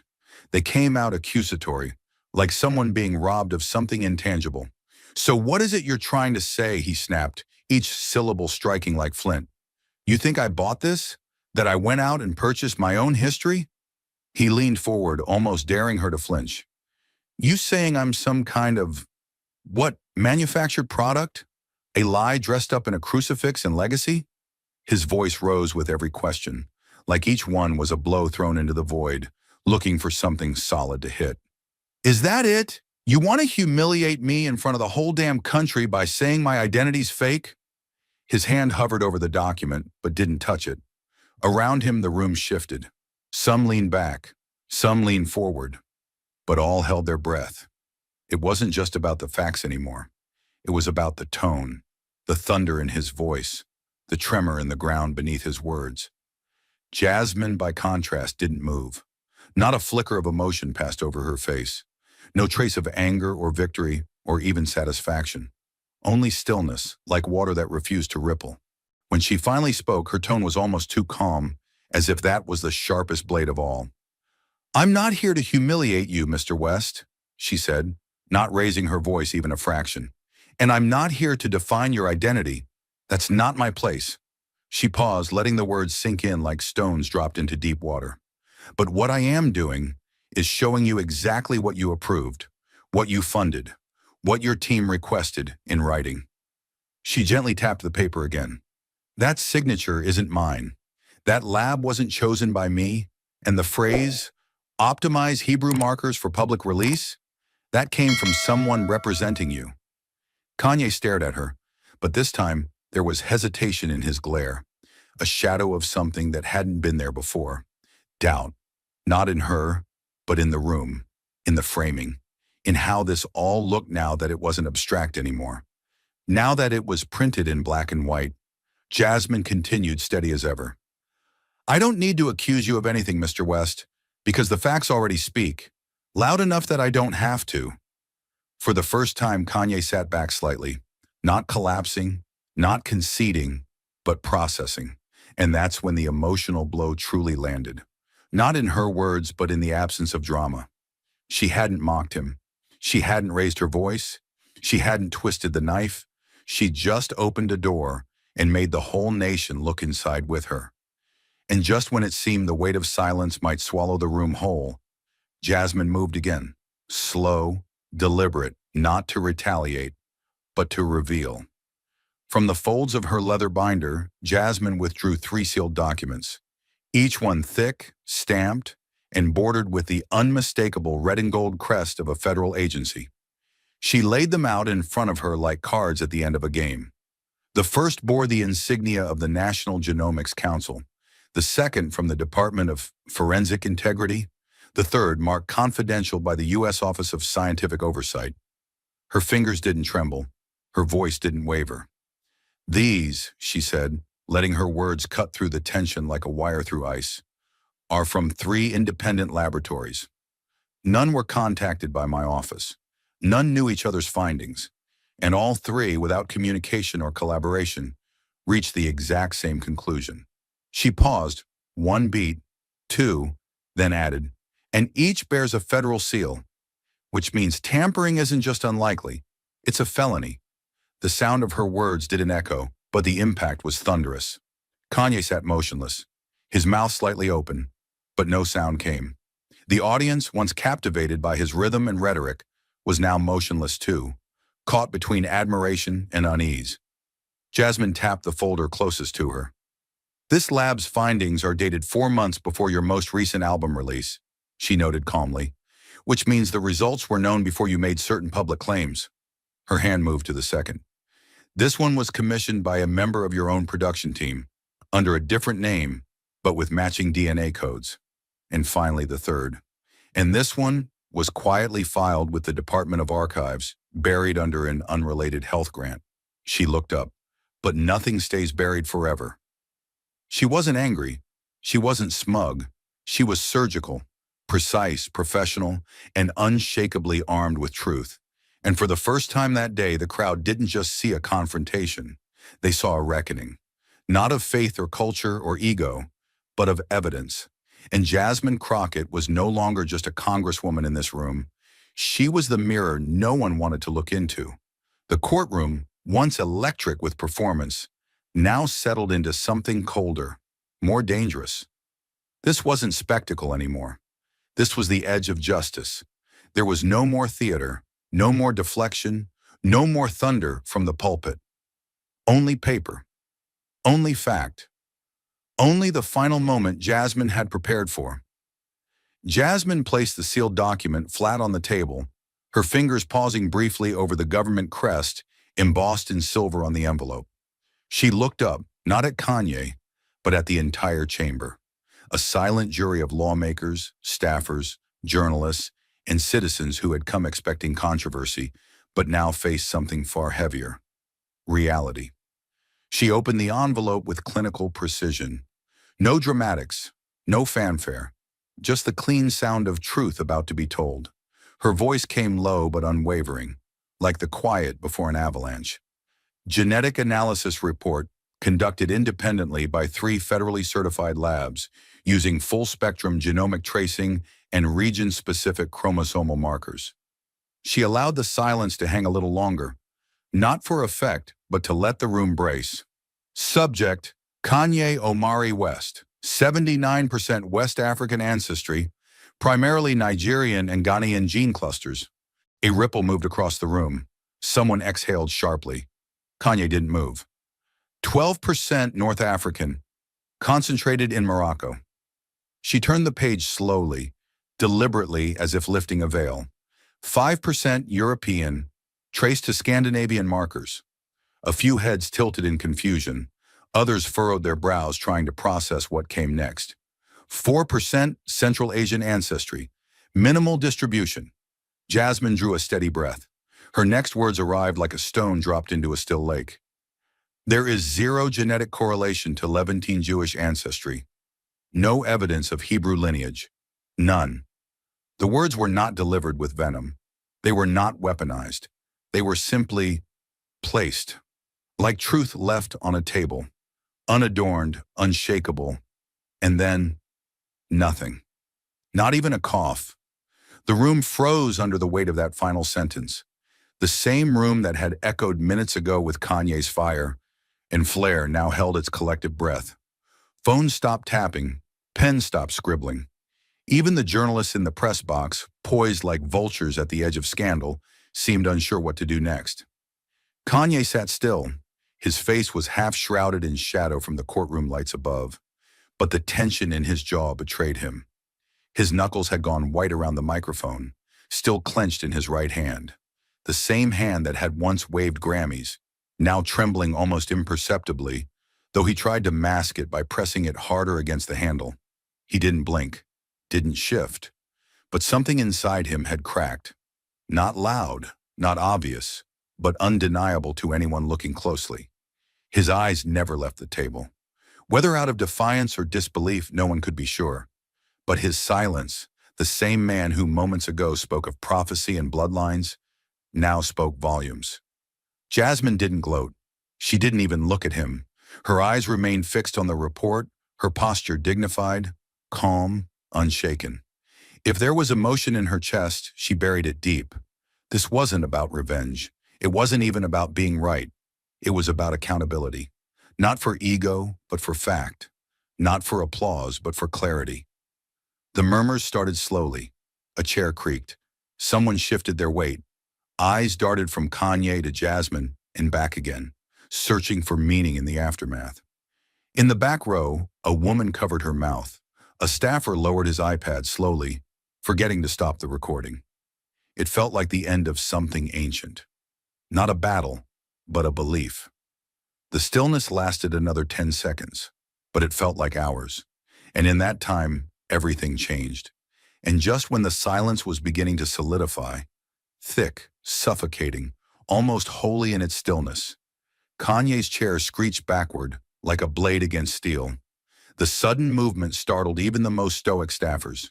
He rose to his feet, not as an icon, not as a musician, not even as a man under scrutiny, but as a wounded zealot staring down the ruins of his own mythology.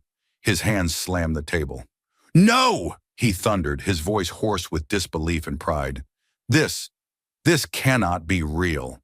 The report still lay open before him, each line of genetic percentages like a nail hammered into the altar he had built for himself. He pointed to it as if it were a personal insult carved into parchment. "You want me to bow to a piece of paper? You think this invalidates me?" His voice cracked, not from weakness, but from an overwhelming mixture of rage, confusion, and the creeping horror of exposure.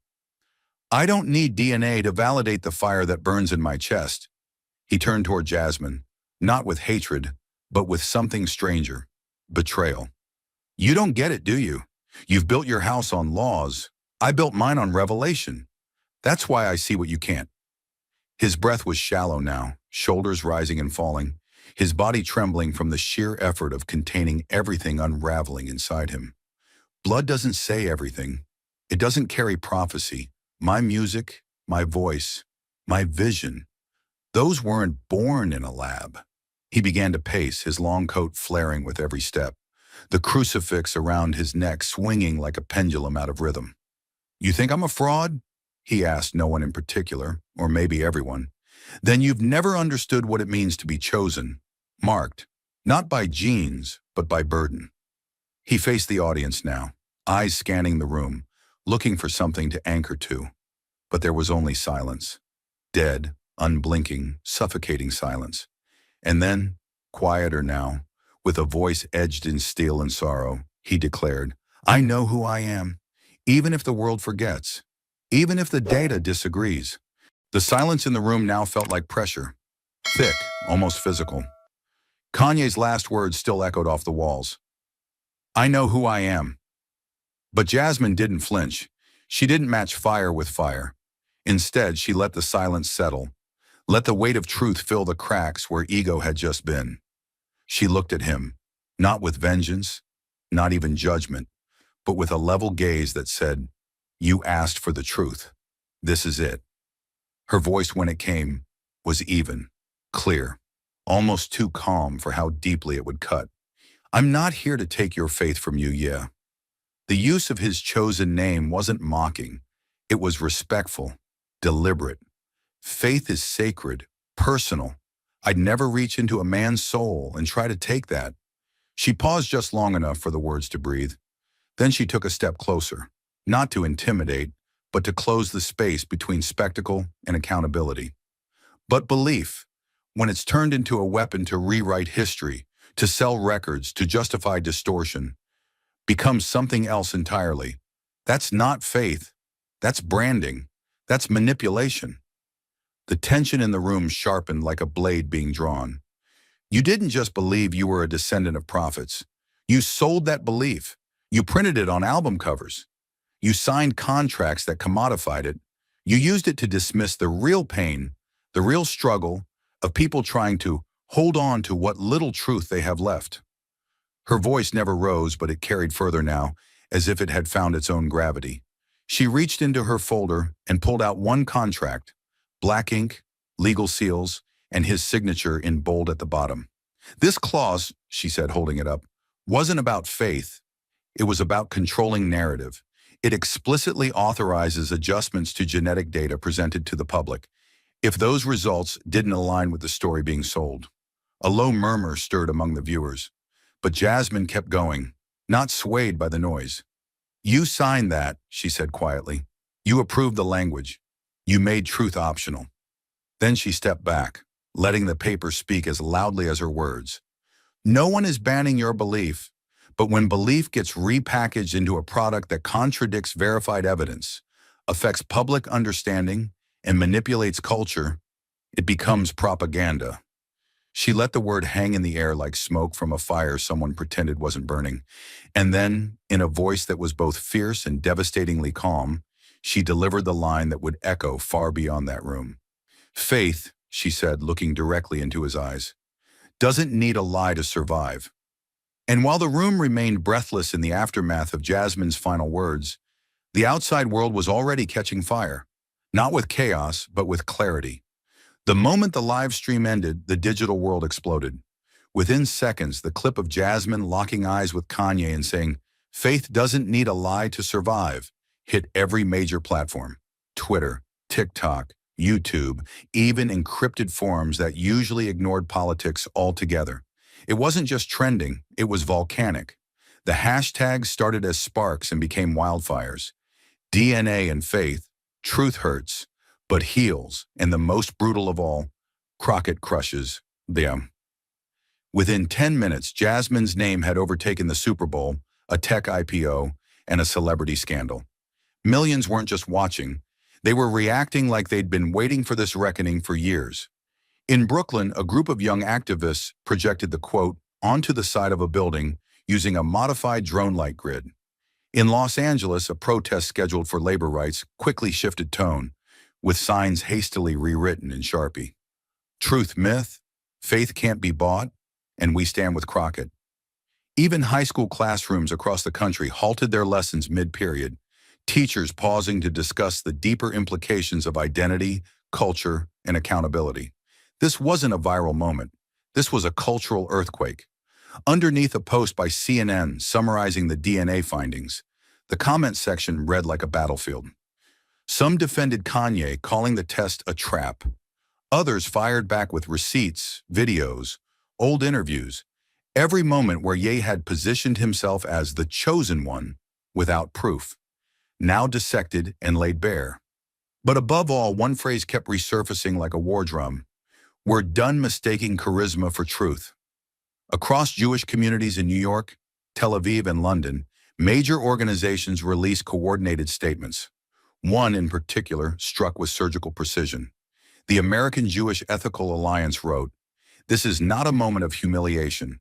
This is a moment of closure. We've seen our heritage repurposed, romanticized, and rebranded for commercial benefit.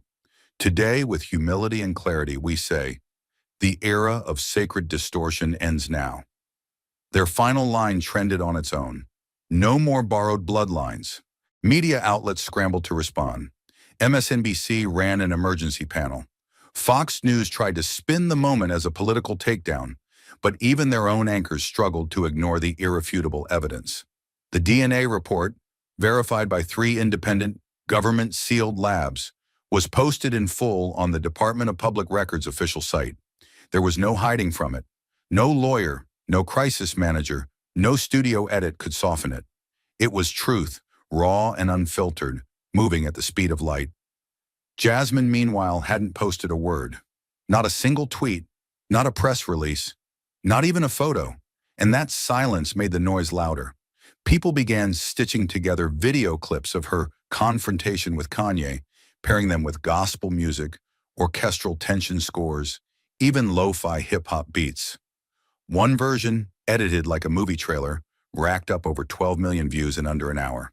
The caption read simply, "When facts speak, the ego bleeds." In Chicago, a local news station interviewed a 76-year-old black pastor who held up his Bible and said, "She didn't attack belief. She defended it from being hijacked." His words echoed across social feeds with thousands commenting, "That's the whole point." College professors began updating syllabi. Journalists retracted op-eds they'd once written in praise of Kanye's spiritual awakening. And for the first time in years, the narrative had shifted, not through outrage, but through evidence. Some communities in the music industry didn't know how to respond. Longtime collaborators of Ye went dark, unsure whether to defend, denounce, or disappear. Record labels quietly pulled marketing campaigns tied to his latest Hebrew origin merch line. One insider leaked a memo stating, "All Hebrew branding on future products is suspended until further legal review." It wasn't cancel culture, it was cultural self-correction. Slow, awkward, but inevitable. Meanwhile, social media began turning its lens on something far deeper, the systems that enabled this myth in the first place. Who greenlit the documentaries? Who funded the stage shows with religious iconography? Who ignored the warnings when scholars called out his claims as pseudo-history years ago? Hashtag number industry built. The myth began climbing, pulling producers, editors, and managers into the scrutiny. The machine behind the message was now on trial, and Jasmine hadn't said a word since the hearing. By sundown, a digital petition had gained over 400,000 signatures, demanding music platforms flag content that promoted racial or ethnic misinformation. One university offered Jasmine an honorary doctorate in cultural ethics. Another invited her to headline a global conference on faith and identity. Her inbox, according to a leaked screenshot, had over 3,000 requests in 2 hours, from civil rights groups, universities, artists, even clergymen. But for every action, there was pushback. Some of Kanye's most devout followers clung tighter. A live stream titled "Ye Was Framed, The Truth Behind the Trap" pulled 1.2 million views, arguing that the DNA tests were forged. A popular influencer claimed, "Science is a tool of empire. What matters is spirit, not blood." Yet even within those circles, fractures formed. Devotees asked hard questions. If Ye's claim was real, why hide data? Why sign clauses? Why adjust results? The myth had been wounded, not by mockery, but by the one thing it couldn't absorb: verified, unshakable truth. And in the eye of the storm, Jasmine remained silent. No interviews, no rebuttals, no victory lap. That silence only amplified her credibility. She didn't fight with noise. She fought with documents, dates, and discipline. She didn't humiliate him. He did that to himself by building a podium out of paper and pretending it was stone. At 11:42 p.m., a user posted a simple image on X, formerly Twitter. A photo of Jasmine's still face during the hearing, with these words in white block font: "The truth doesn't scream, it stands." By midnight, it had been shared over 10 million times. But just when the digital world thought it had processed the shock, the media reignited the fire with a comparison too sharp to ignore. A name whispered like a warning: Rachel Dolezal. It started subtly, buried halfway down an article in The Atlantic. A line noting that Kanye West's DNA scandal bore unmistakable echoes of Dolezal's deception. But by the time the morning cycle hit cable news, it was no longer a footnote. It was the headline. CNN, BBC, The New York Times, even Al Jazeera began rerunning archival footage of Rachel Dolezal, once president of an NAACP chapter, later exposed for pretending to be black despite being born to white parents. The montage was swift and brutal. Spliced shots of Dolezal defending her lived blackness played side by side with Kanye standing in court, denying his test results. This wasn't just cultural critique, it was trial by history, and the jury had long memories. Social media pounced. Viral threads dissected the parallels in excruciating detail. One post read, "Rachel dyed her skin. Kanye dyed the story." Another simply said, "From braids to bloodlines, why does identity always get twisted when there's money to be made?" Underneath it all, the current was clear. People weren't just angry about deception. They were exhausted by the repetition. Once again, a powerful figure had used the aesthetic of heritage to elevate themselves, only to be exposed by cold, scientific fact. Daytime talk shows became battlegrounds. On The View, a guest panelist raised her voice. When Dolezal did it, we were told it was delusion. When Ye does it, people say it's branding. Why the double standard? The audience erupted.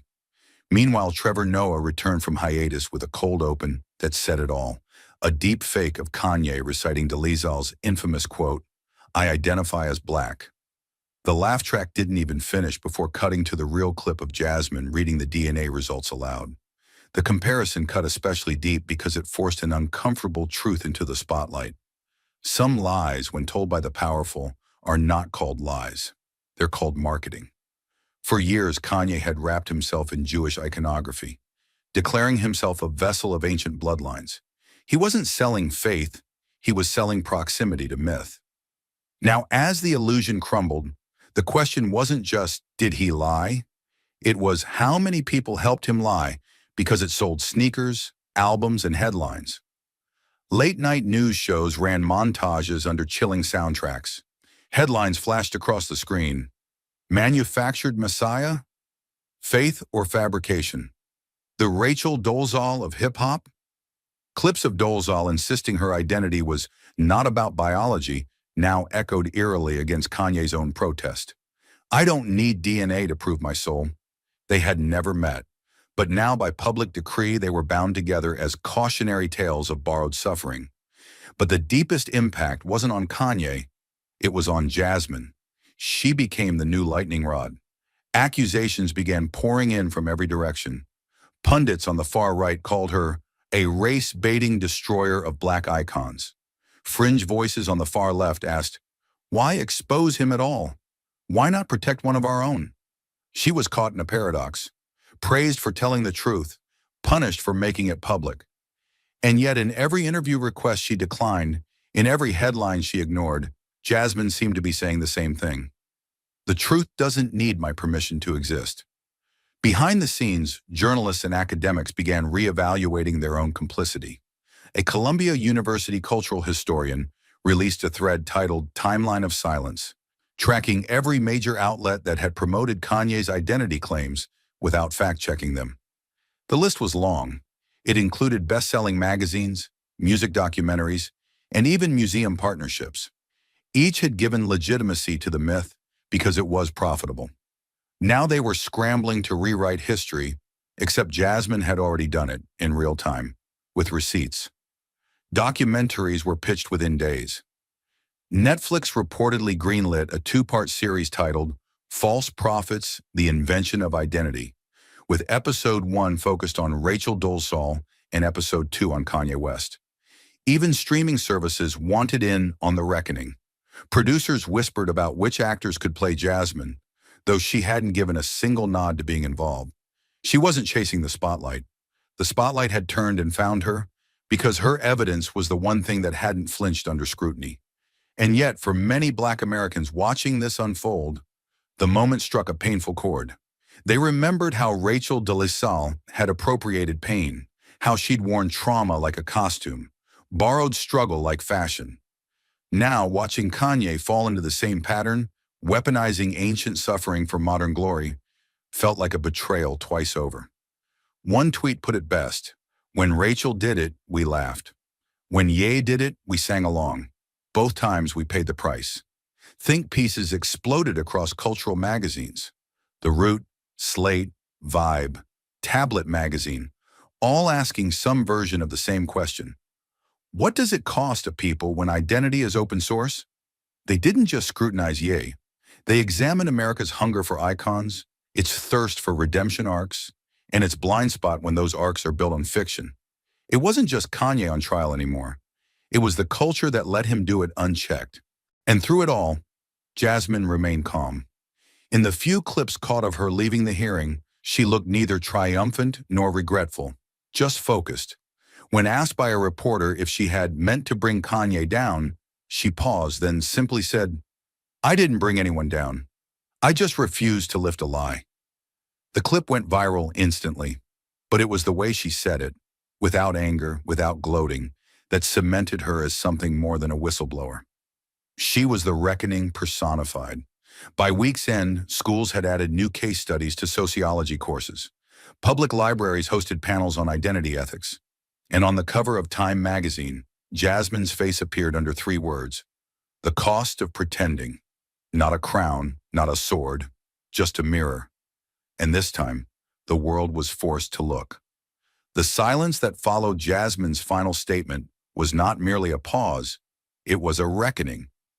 The weight of the truth had settled across the nation like smoke after an explosion, and the man once revered as a cultural prophet had vanished. No more late-night rants, no cryptic tweets, no paparazzi glimpses outside Calabasas.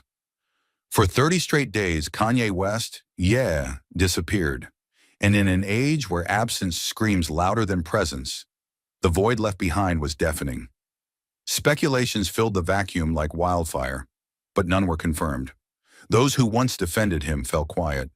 Even his inner circle offered no updates, no PR cover, no deflection. What had once been noise was now replaced by a single breathless question. Would he return at all?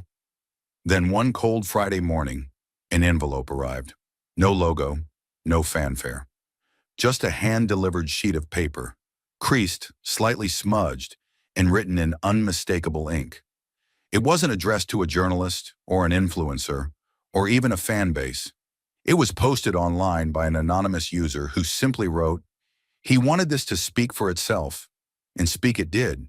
In his own hand, uneven and raw, Kanye had written, I used to think I was a fallen angel, but maybe I'm just a man trying to climb toward the truth.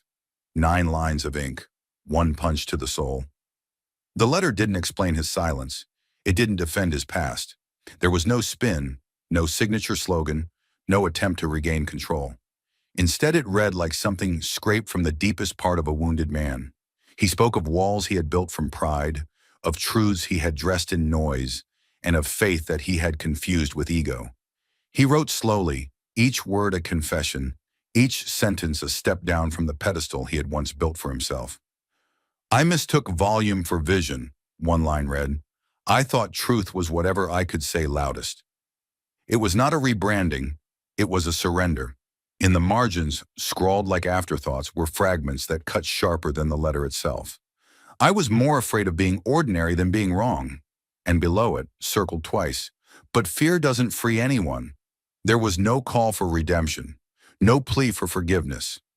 It was the rarest kind of public moment, one not crafted for applause, but offered in vulnerability. The man who once draped himself in Messiah imagery now stripped himself bare. In doing so, he did what no press conference ever could. He let the silence speak, and then he filled it with truth. For Jasmine, the letter was never about vindication. She never responded publicly, but those closest to her noticed something different when she read it. Something in the way she lingered on the sentence about truth and climbing. Because beneath the legal arguments, beneath the confrontation, her battle had always been for clarity, not destruction. And now, after everything, even the man who had stood defiantly in front of the world was admitting, the truth had caught up. Kanye's return wasn't a spectacle. There was no entourage, no music drop, no carefully lit Instagram post. Just the letter, and then a photo, days later, of him walking alone through a park in Wyoming. Hoodie up, head down, no jewelry, no Yeezys. And in his hand, barely visible, was a worn notebook. The image felt almost biblical. The prophet without a pulpit, the artist without an audience, the man without armor. But something else was shifting too. In quiet corners of the internet, not the loud ones, people began sharing the letter, not to mock, but to reflect. Conversations moved from shame to introspection. Former fans who once felt betrayed now found themselves oddly moved, not by the man he had been, but by the man he was trying to become. And across communities that had once stood on opposite sides of the argument, a strange and fragile bridge was beginning to form. Not reconciliation, not yet, but recognition of pain, of loss, of the sheer cost of belief when it's placed in broken vessels. Kanye's next move was not an album. It was not a brand. It was not even a statement. It was a single act. He enrolled under a pseudonym in a theology course at a small university in rural California. The professors didn't announce it. The classmates were sworn to secrecy. But one student, in a journal entry later published anonymously, described the moment he walked in. He didn't speak for the first week. He just listened.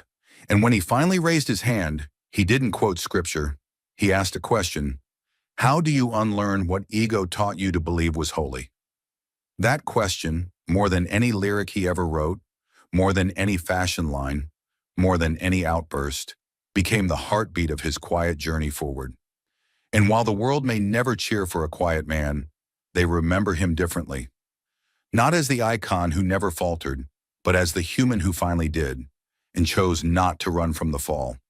And while Ye's journey inward unfolded in solitude, Jasmine's path surged outward, with clarity sharpened by fire. The Capitol lights never dim for long. Within days of the fallout, Jasmine Crockett returned to the place where everything had begun, not for applause but for unfinished business. The committee chambers that once echoed with judgment were now arenas of reform. Bills that had stalled were suddenly gaining momentum. Conversations once buried in politics were dragged into daylight. But behind the scenes, she moved with the same precision that had dismantled a cultural icon on live television. She wasn't chasing headlines. She was rewriting systems, quietly, methodically, relentlessly. The moment came during a CNN evening segment, a live sit-down hosted in front of a studio audience, framed by the soft hum of stage lights and the ever-rolling camera. The anchor leaned forward, eyes locked on her with the tension of someone trying to poke a sleeping lion. Congresswoman Crockett, he began slowly, if you could describe Kanye West in one sentence, after everything, what would you say he is? There was no hesitation, no glance at notes, no performance. Jasmine turned her gaze toward the host, her voice firm but grounded. A man searching for his origin, she said, and then, after a beat, I only helped him look with a better instrument, truth.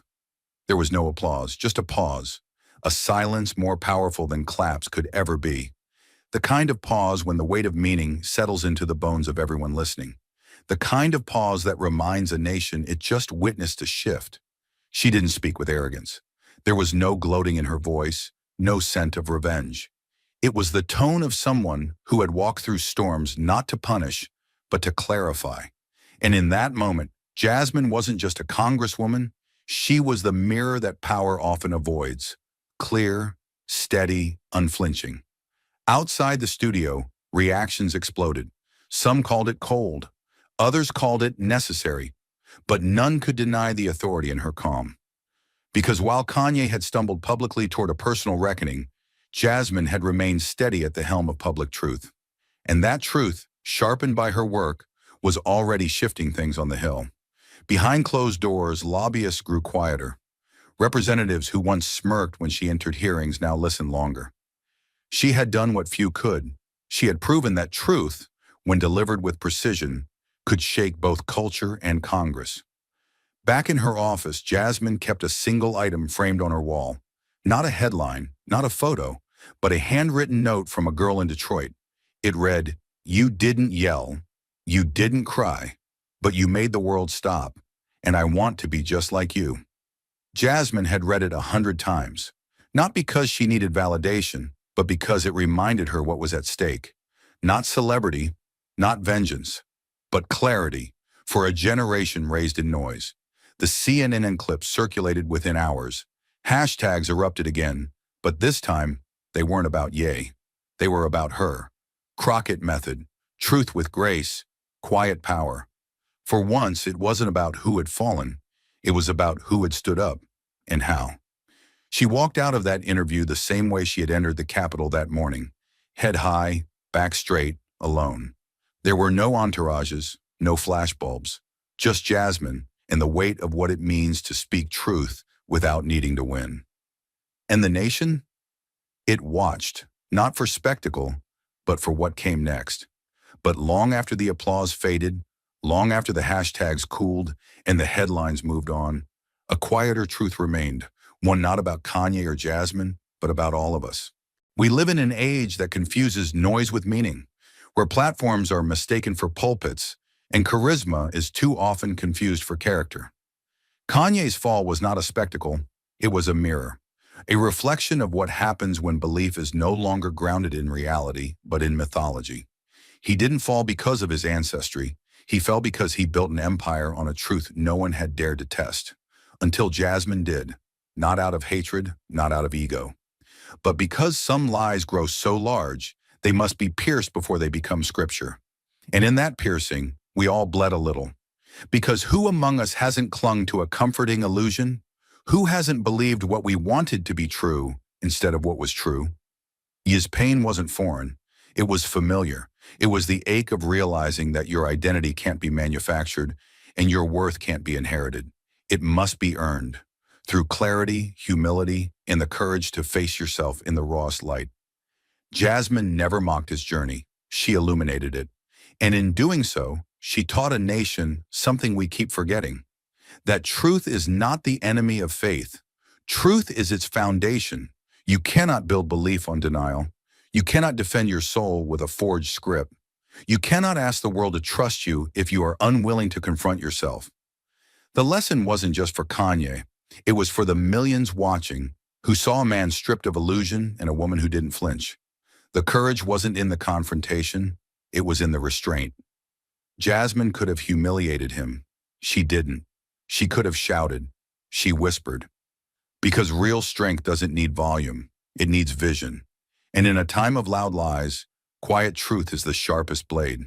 But the deeper message, the one that cut across politics, fame, and legacy, was this: identity is sacred. And when you borrow a story that is not yours, you risk silencing those who truly lived it. For centuries, the Jewish people have fought to preserve their lineage, their language, their land. And when someone with power attempts to co-opt that suffering for spectacle, it does more than mislead. It desecrates. Jasmine stood not just as a congresswoman, not just as a black woman, but as a protector of that sacred line between honoring heritage and hijacking it. She drew that line without theatrics, without vengeance, just with facts and the unshakable conviction that no one, no matter how famous, is above accountability. And yeah, for all his bravado, heard her. Maybe not at first, maybe not even in public, but when he disappeared, when the silence swallowed him for 30 days, something shifted, not just in him, but in us. Because we saw what happens when a man stops shouting and starts listening, when ego collapses and soul begins to speak, when the story isn't about proving who you are, but discovering it for real, without distortion. His handwritten letter wasn't an apology. It was something braver. It was an admission that sometimes truth breaks you before it builds you, that sometimes the fall is the only way forward. I thought I was a fallen angel, he wrote, but maybe I'm just a man trying to climb toward truth. It wasn't poetry, it was surrender. And in that surrender, there was beauty. This is the kind of reckoning we all need. In an era built on filters, edits, and digital personas, Jasmine and Ye reminded us that real identity can't be downloaded, branded, or bought. It must be lived, earned, tested. And when challenged, it must not collapse into defensiveness, but rise into reflection. That's the lesson. Truth does not destroy us. It exposes what was never real to begin with. And in doing so, it gives us the chance to begin again. This time, grounded.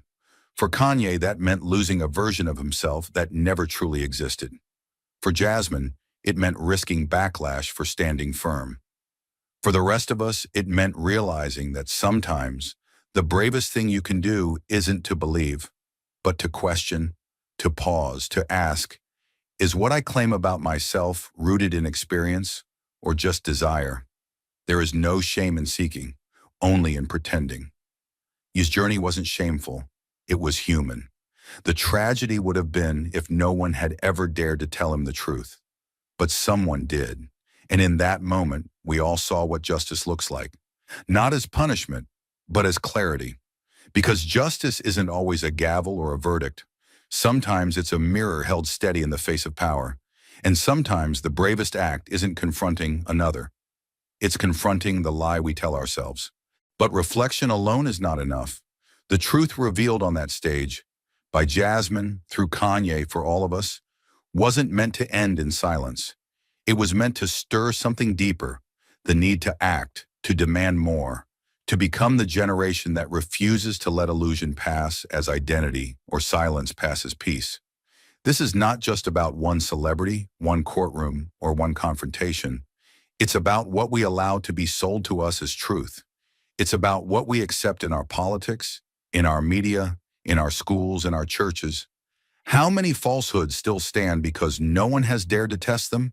How many lies still live simply because they wear a familiar name or speak with a confident voice?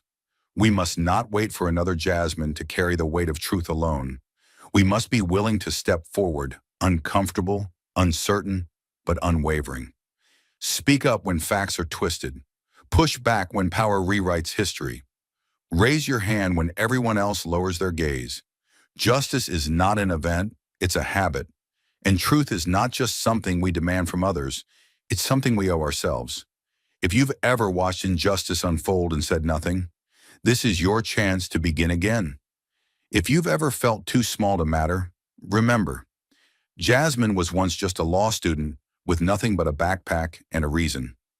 Now she's changed the shape of a national conversation because she chose clarity over comfort, courage over applause. You too have that power. Whether in your community, your classroom, your family, or your feed, use it. Ask the hard questions, read the fine print, challenge the narrative, and when you see someone standing for truth, stand with them. Loudly, publicly, unapologetically. Because if this story taught us anything, it's that the loudest person in the room isn't always the most honest. And sometimes the quietest truth, spoken with resolve, can dismantle an empire built on noise. Now is the moment to choose who we want to be.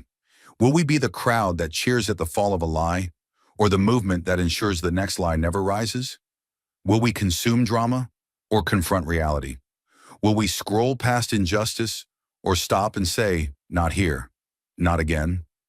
The answer begins not with fame or fortune, but with a single voice, yours. And so I ask you now, not as a writer, not as a witness, but as someone who believes in the power of what comes next. Don't just be inspired, be involved, because truth once seen cannot be unseen, and justice, once awakened, will not sleep again. Thank you for watching until this moment and for standing with us on this journey for justice. Your support means everything. Like, subscribe, and turn on notifications so you never miss what's next. And we'd love to hear your thoughts. Leave a comment below and let us know what moved you most in this story. Together, our voices make a difference.